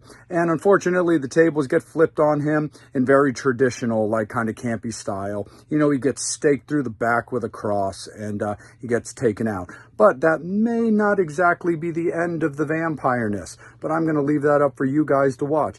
But look, the movie's a lot of fun. Like I said, I'm a big fan of full moon features. I just think they're fantastic. The movies are a lot of fun. They're very campy. They're low budget. But the thing that I love about Full Moon, also being that I'm also a big Trauma fan as well, but Full Moon always had a certain amount of polish to their movies, which I could always appreciate. So I always really, really enjoyed things that came from Full Moon. Like I said, whether it was Subspecies, whether it was things like Puppet Master or like Killjoy. And plenty of other things to talk about when it came to those. They put out so many movies. But anyway, I'm going to give this movie a solid 7. I really enjoyed it. It was a lot of fun. It's not overly long. It's only about an hour and 15 minutes, which is actually pretty cool. But it's a lot of fun. It's got that vampire feel. It's got a bloodlust to it. And it's pretty cool. Another vampire in sunglasses is also always going to be appreciated by me. But look, it's not going to win any hyper awards. You know that from Full Moon. The movie itself, probably about a 4 or 5 to the general populace. But I'm giving it a 7 because this is my segment and I really liked it. Yeah, Full Moon features. Keep it going. Give me more vampire movies. A 7 on Coffin Nails for Death Streamers. So, my friend, that brings us to the menu. So we get done talking about a little bit of cannibalism, but why don't we talk a little bit about if, the cannibals were to make a nice tasting carpaccio. Yeah, the menu.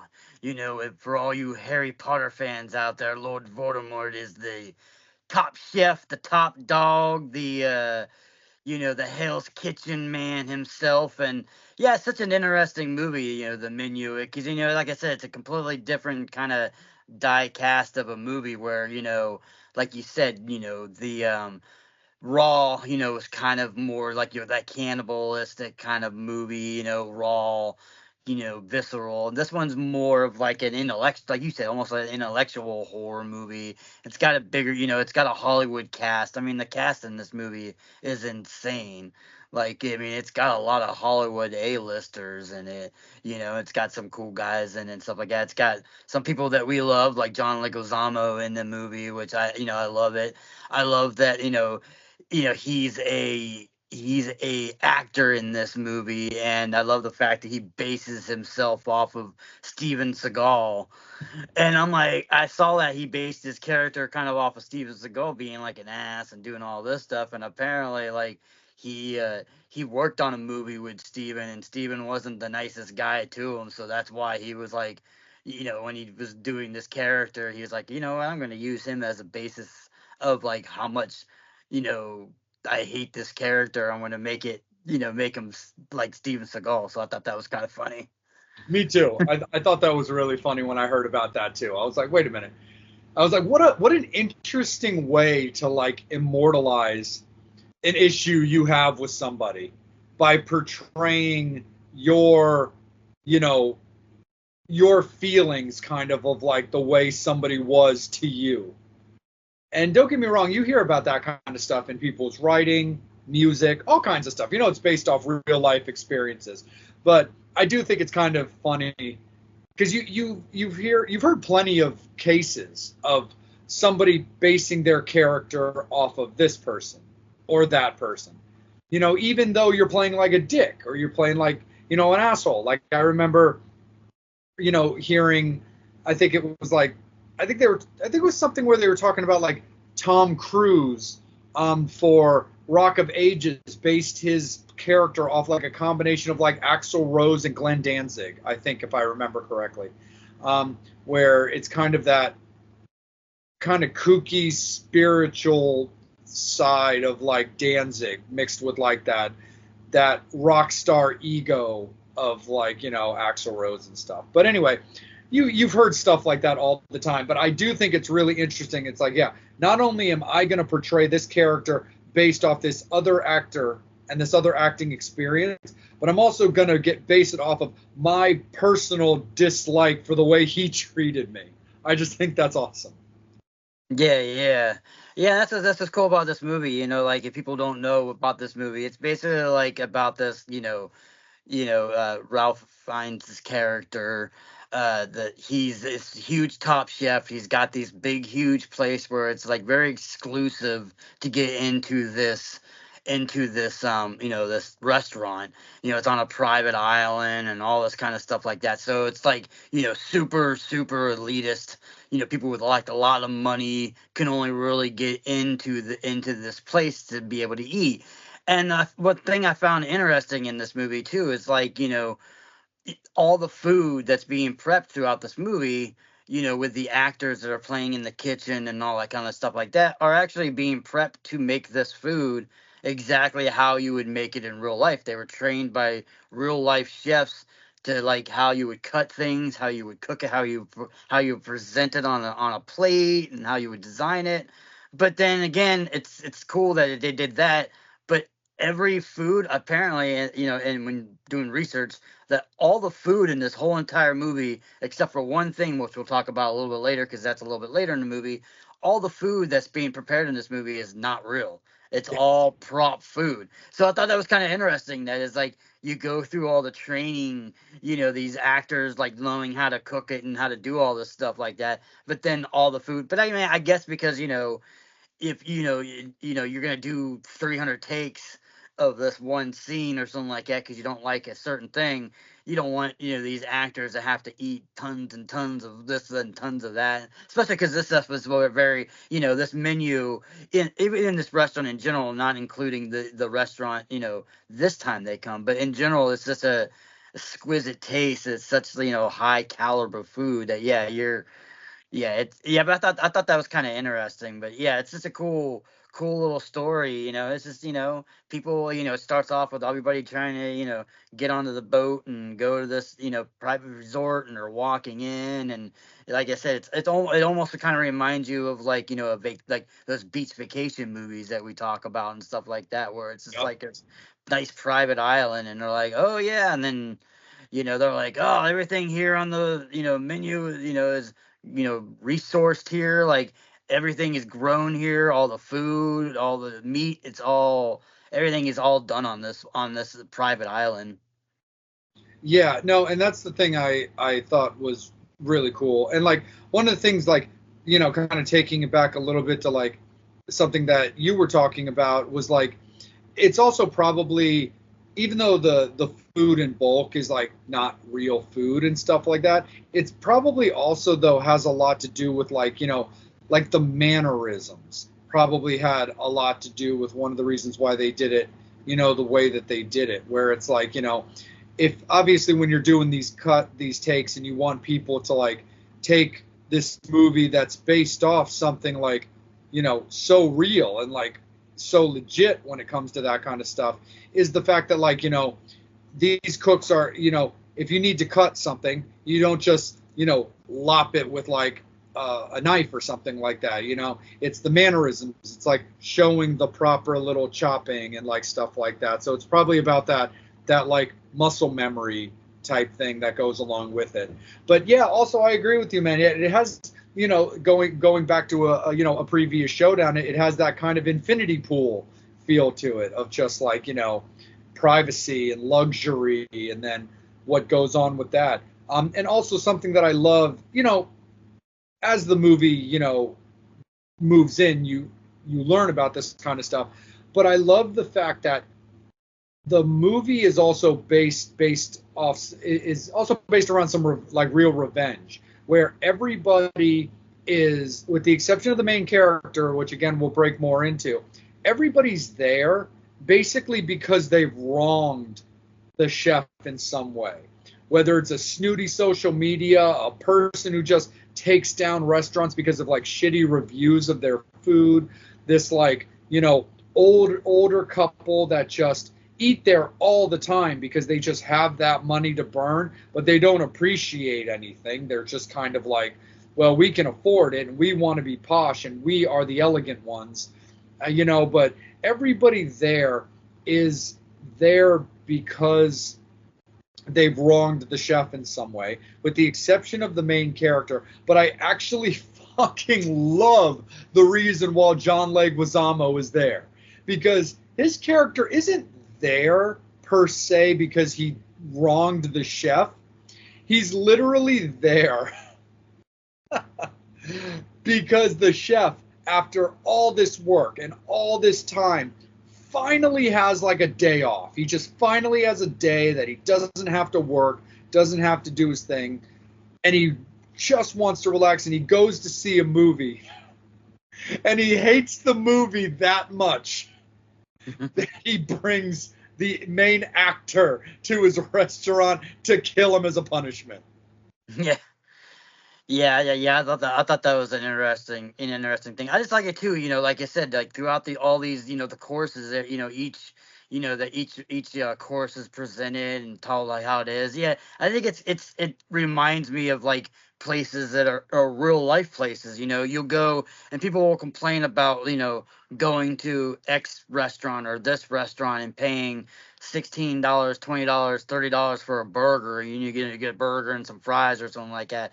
Or you have these like, fancy, exquisite restaurants where like literally you're paying like $100 for like a glop of like goop on a Yes. plate, and it's just like I never quite understood. It's like, I mean, even if you have a ton of money, why are you paying, $1,000 for literally like a fish that's like a bloop on a plate? And it's like, to me, and that's what kind of this movie is basically kind of making fun of. It's making fun of that society too, where it's like that excess and having all this extra money in it too. And yeah, I mean, I like it. You get into the meat and potatoes. Eventually, you figure out that something's not quite right here, and you had one of the chefs that messed up a meal. He didn't do something right, and he comes out, and they basically call him on it, and shoots himself right in the head and kills him right in front of everybody. And Yep. everybody kind of thinks it's like part of the act. They're like, oh yeah, okay, it's part of the act. And then,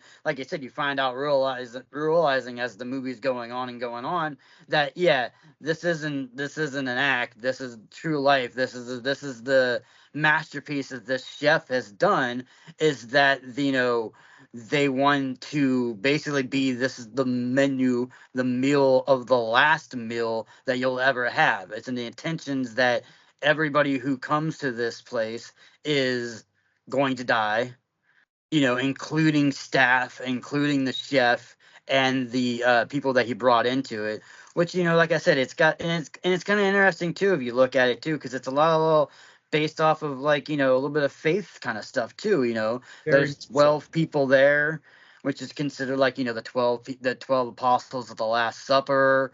If you go into detailing of like how certain staff members slash the people they brought in are all relatively represented by certain sins, like the seven deadly sins, with like gluttony and greed and all this other stuff like that. And yeah, and I just love that. I mean, and then like another part of the movie that you really really like I said, you find out that these people were all coming onto this island to this food and was gonna die, and you find out that the one of the main guys, he actually knew. Yeah. He was privy to the fact that he wasn't gonna live, and everybody else didn't know this until they got to there and realized that this was what the idea was.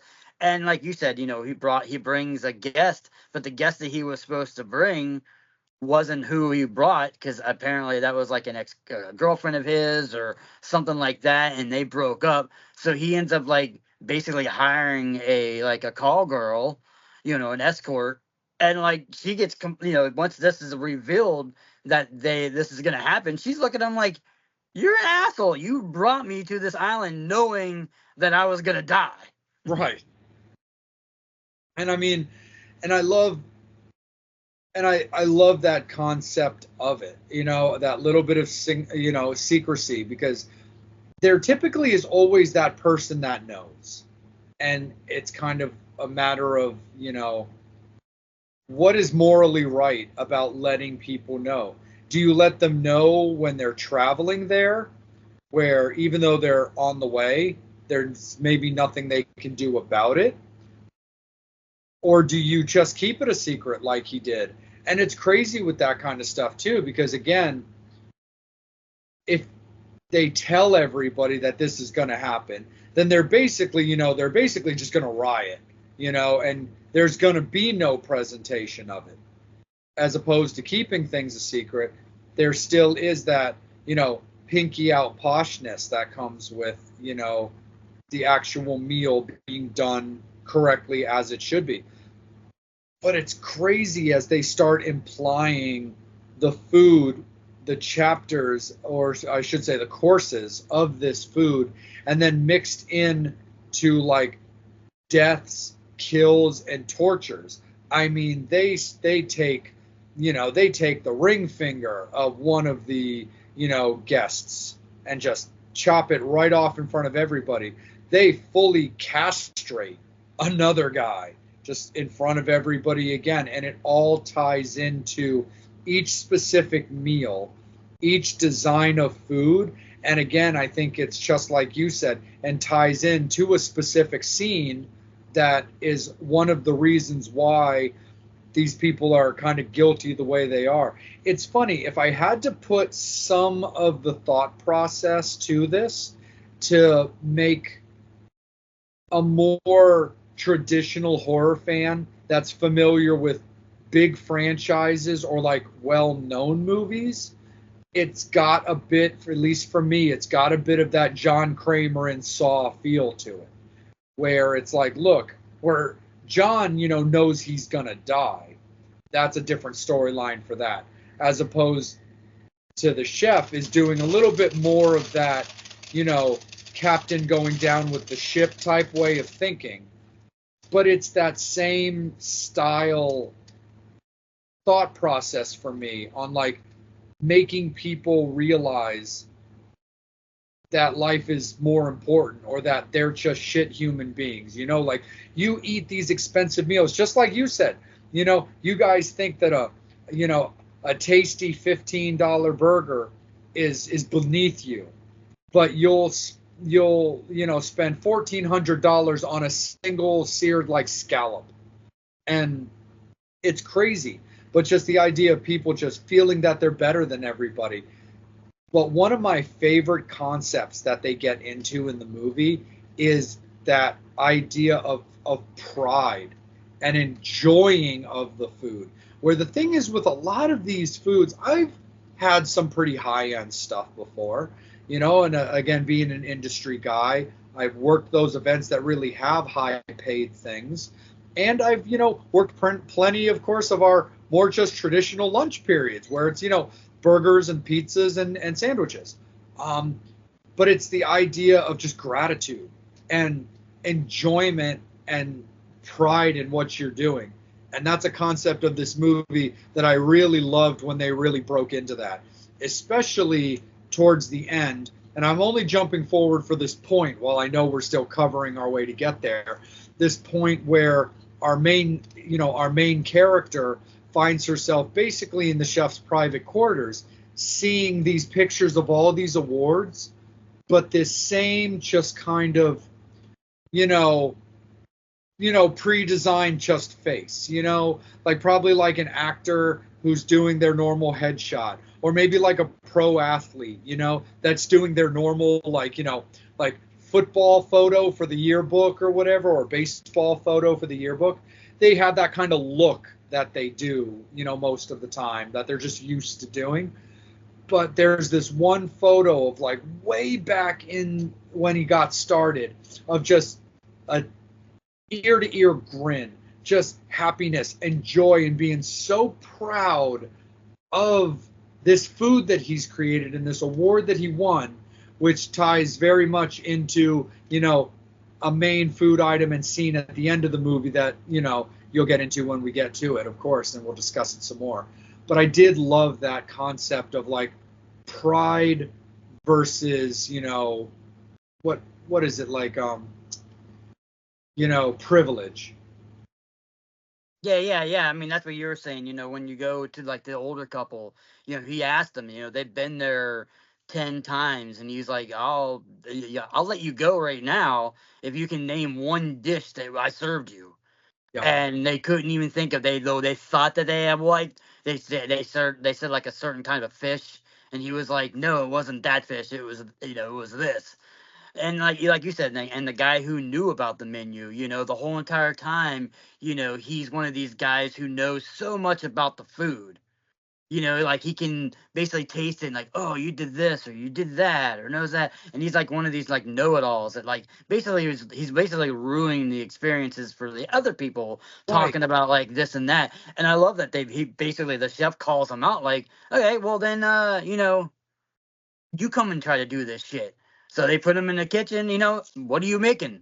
And he's like, anything you want, we'll get you. So, they asked for like, he asked for, this kind of like celery or something like that. And he's chopping it and they're like, what the hell are you chopping over here? Are you chopping like a wood or what? They're making fun of the way that he's cutting the food. And then, he asked for lamb and he puts the lamb on it. And they're like, okay, is it cooked enough? Do you think he got, he's like basically like ragging him the whole entire time. And then, he goes to eating. He's like, this is like the worst shit I've ever had in my entire life. It's like this stuff is a lot harder than what you're just nitpicking about, like what ingredients are in this or what's that. You're taking the enjoyment and the beauty of this food and Yeah. basically just basing it down to a taste or anything like that where and then he whispers some sweet nothings into his ear and you find out later on, like I said, this guy already knew that everybody was gonna die anyway, but he ends up hanging himself over in the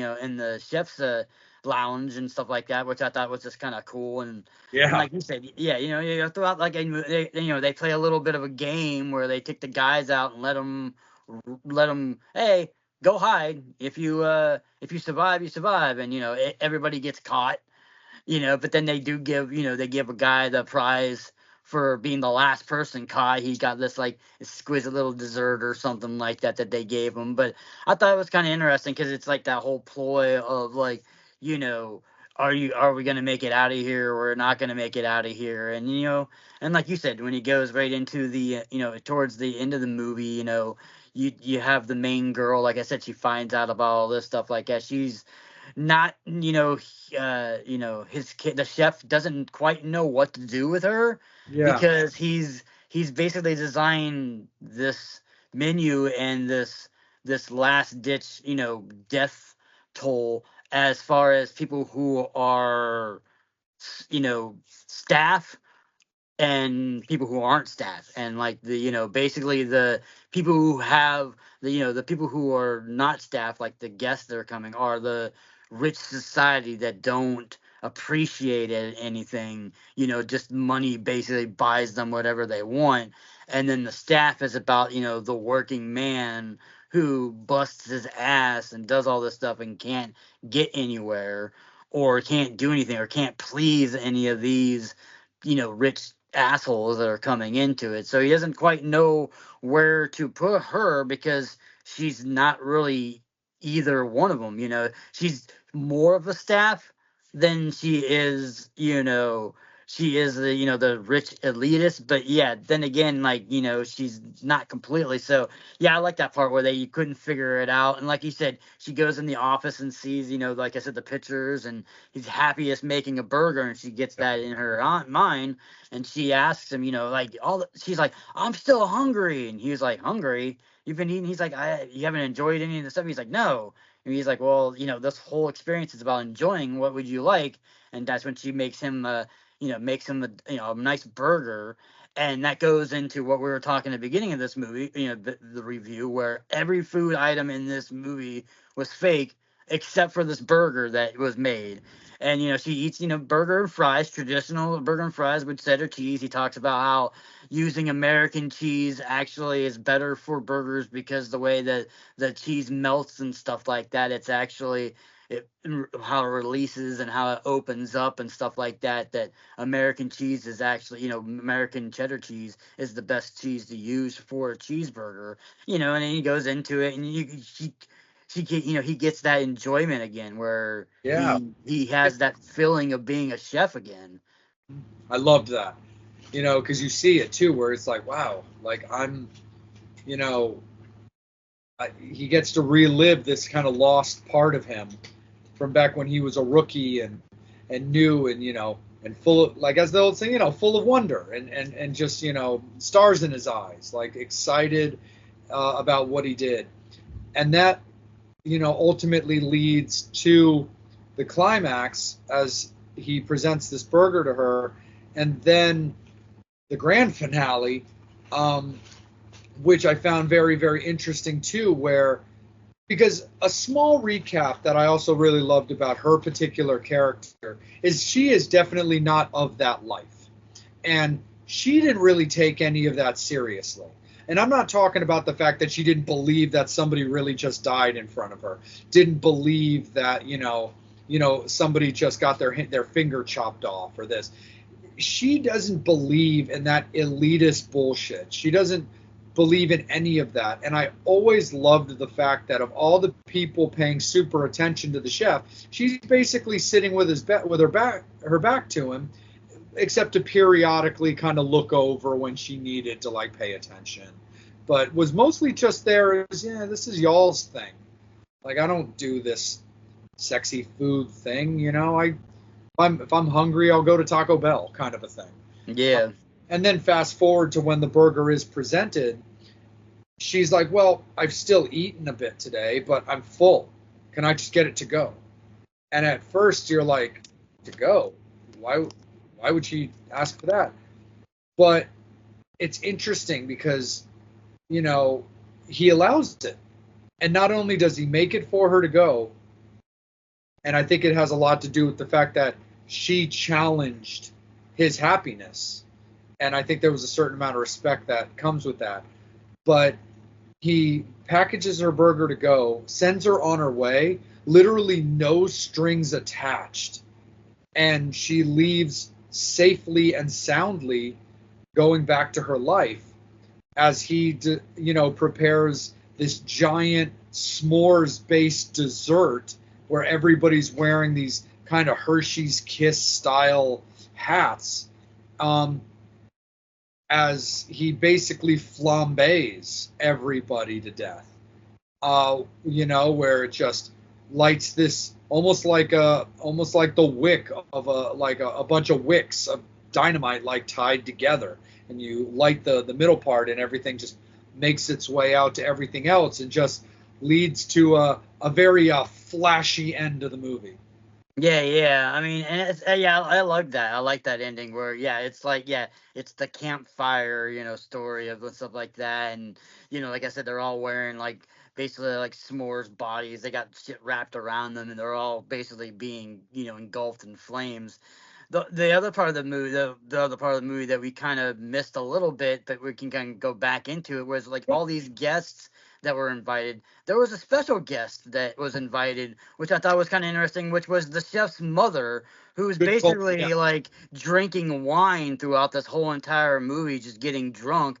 And you find out that like she was very abusive to him as a child. She was never really supportive of his wanting to be a chef career, and just like that, that typical evil kind of mother. And obviously, like you said, he knew that this was going to be the final meal. He invited his mom to the place, and eventually at one point you see that she's kind of passed out drunk, but it's a possibility that he might have poisoned her with the wine or something like that, or just got passed out drunk and just eventually ended up burning with the rest of them. I'm not 100% sure, but I love the fact that it's not even just this elitist. It's like you said, he's the only reason why he brought John Leguizamo's character was like you said, because he was fucking pissed that he had a day off and he ruined his day off going to see a movie. So he's like, hey, I'm gonna invite this guy to come into it and kill him just because he ruined my day or whatever. Doesn't even know him.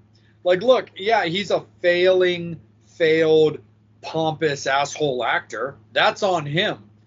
But he didn't do anything to the chef except make him waste $12 and 2 hours. And it's like, damn, he's taking his life for over that. This dude charges like $1,400 a head to eat at his restaurant, and he's pissed about the 2 hours of his life he lost on his day off. But again, when you're of a certain elite level like that, where you are so in demand and all you do is work, I mean, I can understand that every little precious moment just matters that much more. And then leading to, like, you know, the fiery end of the movie with the whole like s'mores flambe thing, which I always found to be particularly interesting, and with that style of dessert too, because, like, look, I love s'mores. I love s'mores everything. But the funny thing about the s'mores is it's the most like processed, like non-elitist food like ever made. Like everyday graham crackers with a piece of like Hershey's chocolate and a dry, chewy gelatin, you know, vanilla squish ball. Yeah. It's always cheap. That you torch and melt. It's so Yeah. sexy. It's so not elite. It's so not, you know, posh. Yeah, it's cheap chocolate. Cheap chocolate, you know, and it's just, you know, I just, you know, like most people do, I just kind of associate Hershey's with. Oh yeah. But like, But I mean, I consider Hershey. I mean, I like Hershey's, but Hershey's in general, yeah, it's a cheap. It's, you know, it's not like, you know, yeah. it's not an exquisite. It's not exquisite chocolate. You know, I mean, it's your everyday chocolate. That's what's funny about, like, yeah, that ending. Yeah, it's because it's like, out of everything that was kind of like bougie, they're drinking like the salt water and this and that and all this crazy stuff, and oh, they have like the little thing, which I thought was kind of interesting too, was another, you know, part of the experience, which they laughed about in the movie, was the part where normally you serve bread. Yes. But bread has been traditionally known as a food item that is for the masses, for everybody. You can be a multi-gazillionaire and the poorest of poor. So it's known for being, you know, that. And if these guys are so posh and so, like, not even caring, that he wasn't going to even allow them to have bread, which is the simplest of, you know, of foods to eat, and, you know, made them basically taste this bread palette without any bread. I thought that was pretty funny too, where it's like, you don't even deserve the bread. Yeah, you're right, because that's also always been a common just question for as long as humanity's been alive. Like, is it wrong to steal a loaf of bread to feed your starving family? And it was always, you know, a loaf of bread was just genuinely always used for that, as that inexpensive item, or just that known to the masses simplistic thing that to help feed your family. You know, it's never like, would you steal a bushel of apples? You know, would you steal a bag of candy? It was always just kind of associated as, would you steal a loaf of bread to save you know, for your starving family? And I always find that very interesting. And yeah, it's also funny too, because, like, depending on the restaurants that you eat at, and even restaurants that you and I have gone to, Devil, where it comes to, like, you know, that have great bread, it's also considered a meal disruptor. You know, we've gone to these restaurants where their bread is just amazing, but then, you know, you've just fucked up your meal. Yeah, you fold up on bread. Yeah, and a to-go box and a to-go bag is just going to be necessary. So there is a little bit of that I did find interesting, sort of a small personal connection that I have with eating out restaurants, that I think plenty of people come across, where it's like, you know, he wouldn't do bread because it's considered so lower class. He makes people deal without it. But then he allows this one person to leave with a to-go order, which is what the average person tends to need if they fill up on bread. Yeah. Yeah, I like it. You know, she's in, you know, all these people came in, paid all this gazillion dollars to get into it, and yeah, she even paid for the cheeseburger. She gave him, like, you know, what, $15 or whatever, however much he charged her for the movie, and she gave him the money, and Like I said, I thought, yeah, like you said, when she asked for the to go box, to bag, I'm like, okay, I'm like, yeah, I don't think he's gonna let you go. That's the whole point. And then he does, and then like like you said, she said she ate, her stomach was bigger than her head was bigger than her stomach, and that expression where she took Eyes are one big, little eyes are bigger than his. eyes are bigger than stomach, yeah, and she took that little bite and said, okay, I'm full. But then like 5 minutes later, when she's on the boat, she's eating the cheeseburger while the building's on fire. So it was like maybe she used that as like, maybe if I ask for it to go, let's see how it goes. And like I said, he gave her a to go bag, and she gotta go off on her merry way. Yeah, and I think that, and I think it has a little bit to do with that. One, she wasn't supposed to be there. Second, she challenged him in a way that she wasn't. She was clearly not taken aback by that glamorous lifestyle and all that posh arrogance that everybody else felt they needed to have. And she took him back to like his happy place. Took him back to when he really legitimately cared about his job, and hadn't become again that photocopy of himself, just photo after photo after photo of just that same normal, like in like every single photo. Yeah. Which I thought was really really cool. But and it was a cool flashy fiery ending to the movie, man. But it was a good one, man. It was cool. But on that same note there, Devil, my friend, why don't we talk a little bit about the obituaries? Like, honestly, I really like this movie. Like, I like this movie quite a bit. And it actually, part of my scoring is actually very similar to Raw, where it is so hard to get new ideas. And we've been very fortunate with not only the movies that we know that we've put on each other, or just the movies we've gotten to discover, where we've been able to find some cool, unique ideas to this movie. And I really think it's cool, and I like the concept. The cast is dynamite. I mean, it's definitely a Hollywood cast. We've had other movies that we've talked about in showdowns where you've got a cast that's more under the radar or kind of works for that specific film going up against a movie that actually has like a Hollywood cast. And this happens to be one of those movies that does have very much a Hollywood cast. And but I like the way it's designed. I think it's incredibly well thought out. I mean, it's dark, but it's got those signs of life, those little bit of kind of light, that kind of glows in and stuff like that. Again, I think it's a unique idea, but it plays enough off current society. When you think of, the Kardashians, or the Hiltons, or just all these people that go out and just live these crazy lavish lifestyles, like party like rock stars, where you also get a little bit of self-satisfaction as like a common person going like, you know what? Yes, fuck those entitled assholes. But I really did like the breakdown of the movie. I thought it was written incredibly well. I loved, after doing the research, just how much care and research was done to put together a real believable product, despite the fact it's a a version of like almost kind of like a serial killer type idea. But I loved the idea behind it, the real thought out script, and just the proper casting.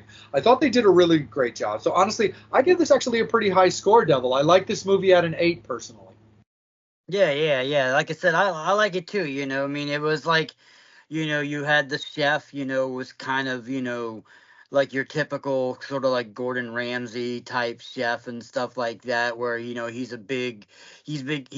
got himself into and grown himself into being a world known chef that everybody knows and people respect. And like I said, these people are willing to pay tons and tons of money to come to this, lavish, restaurant that is basically like a hard to get on list kind of thing, and stuff like that. Where, yeah, I don't think, like I said, I don't think that his character, the chef's character, was ever really, I know he's considered the bad guy in this movie, but I think he was just kind of just drawn into becoming a bad guy, Yeah. where it's just like all those years of just doing is monotonous for all these people and not really getting not really like getting the recognition because he's obviously got the money and he's got the lifestyle to do it, but people are not really appreciating it for what it's worth. And even like the staff wise, like I said, none of the staff there that they all died. They all knew they were gonna die. I mean, they probably could have left or whatever. Like, but maybe they were tired of living this kind of life too. Maybe they were like a lot of them might have been in debt and all this other stuff like that. So yeah, I love that. I love the whole story aspect of it. I love the fact that it's a horror movie. It does have some blood and some horror stuff, but it's a very like horror adjacent very movie. You know what I mean? It's more like a thriller Yeah. to a point. It's very very story driven. For But sure. but I like it. I love the like I said, I love the cast. I love the girl gets to live at the end of the movie. She's kind of the in what's been known for the horror genre. She's the final girl, which I thought that was kind of interesting. And I've always I like the actress they got. Like I said, I like the actors that they got to portray everybody in the movie. And yeah, I definitely agree. I think it's a movie it's another one of those ones like Raw. I think it's a little bit more watchable than Raw, but it's one of those ones where you're not gonna watch it 9 million times a year. But it's definitely one that you put in. Oh, it's playing. Oh, cool. I'll sit down and watch this again because it's a fun, entertaining movie. Yeah, it's not a movie that you're gonna watch 100 billion times, but that's me. But I mean, I definitely agree. I agree with you, and I like the fact that that, like I said, these are two movies that will. I think the Menu's got a little bit more of that appeal to people because it probably reached a lot more people, being the fact that it's a Hollywood and American movie and it's got a bunch of big actors in it versus Raw, where it's foreign film and stuff, and not nearly as like widespread, loved and stuff like that versus the Menu. But even a lot of people probably haven't even seen the Menu either. So Yeah. Right. so I get it too. But yeah, I definitely agree with you. I think overall, I give the Menu an 8.0 too. Yeah, man. Sounds good to me, man, for sure. Because it is also that thing too when it comes to people that do discover this movie as well, where, there's so much enjoyment to Raw, but like, a, veterinarian, demonic cannibal zombie isn't as realistic to current life as that obviously a posh, exclusive, ridiculously expensive restaurant is very socially relevant now. I mean, that type of high-end dining is very much a thing. So I think, like you said, that ability for people to come across it and maybe stop and watch it again, or just discover it and want to watch it because there is a sense of true reality to it, that you're not going to get in Raw, obviously. With, of course, notable exceptions because it is still a killer murder movie. But it still got that premise of a, real scenario, something that's very common to today's culture. But that's the way it's going to be, Fangs and Infernos. That is the way we are going to lock it in on the obituaries, carve it in stone, and that's how it is. Raw for the Devil was a 7.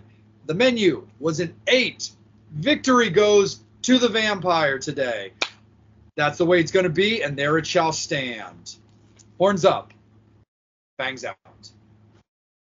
Devil, my friend, I think we should have a little quick conversation about everybody's respectful celestial abodes, where it be my little coffin, where I lay my head at night, or at times that you feel that you just want to go back down to make sure that hell's not getting out of whack while you are away. Let's talk about it. Vampire and Devil's newest partnership in Twisted Vines, our dear friends, Chris and Sarah and Cadaver.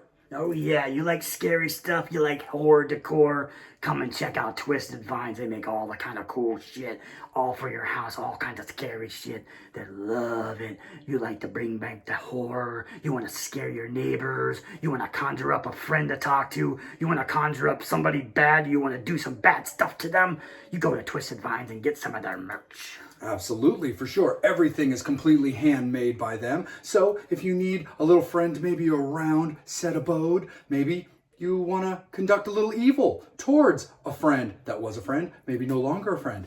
They have voodoo dolls they can do for you to allow for such activities. But you know how much we love our Ouija boards, my friend, and they make all of those by hand. They took care of your beloved vampire with a nice Nosferatu board, but the devil, he happens to be a Munsters fan. And not only do they do boards as traditional rectangles, but they can put a little bit of coffin flair in them. Oh yeah, look at that coffin shape Munster board. Yeah, you wanna conjure up Mr. Herman? You wanna ask him how Pet Cemetery was? You can do it on this board. Oh yeah.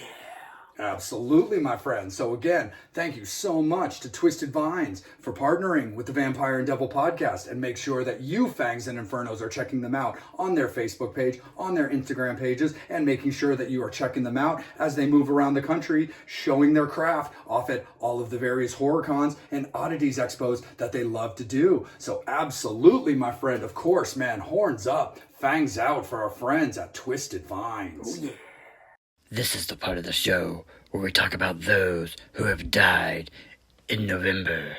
Pat Morita, Mr. Miyagi from The Karate Kid, Leslie Nielsen from Dracula Dead and Loving It and the Naked Gun series, David Prowse, aka Darth Vader, and just recently, we lost another horror icon, the Candyman, Tony Todd.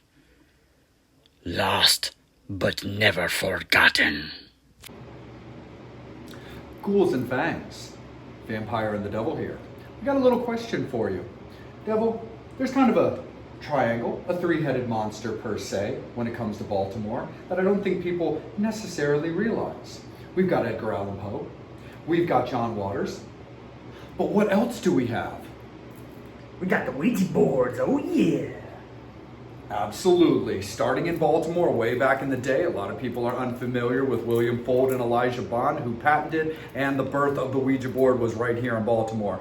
Devil and Vampire coming at you from the Witchboard Museum of Baltimore, courtesy of our friend John Kozik, who invited us out to check it out and shoot a little conversation action to let you guys all know. Of course, you've seen on our socials that we have partnered with both museums, and we couldn't be more appreciative to John for that opportunity. So whenever you're here in Baltimore, of course, right attached to the Bazaar Oddity Shop off of the Avenue, you have Witchboard Museum Baltimore. And when you're in Witch City, USA, up in Salem, Massachusetts, that's when you get to visit the Salem Witchboard Museum. Oh yeah, if you want to see some cool stuff, see some cool boards, get some cool history, go see our boy John. Man, that guy is really awesome, man. That dude knows his boards, he knows his history, he's about preserving the society of witch boards and the talking boards and all that goodness.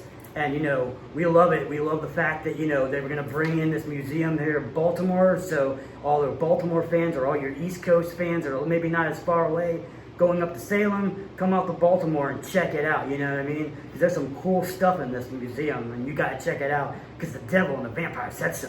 That is facts right there, my friend. Again, absolutely attached to the Bazaar Oddity Shop in the Avenue in Hamden for the Baltimore established Witchboard Museum, or off of Essex Street in Salem, Massachusetts for the Salem Witchboard Museum. Horns up, fangs out.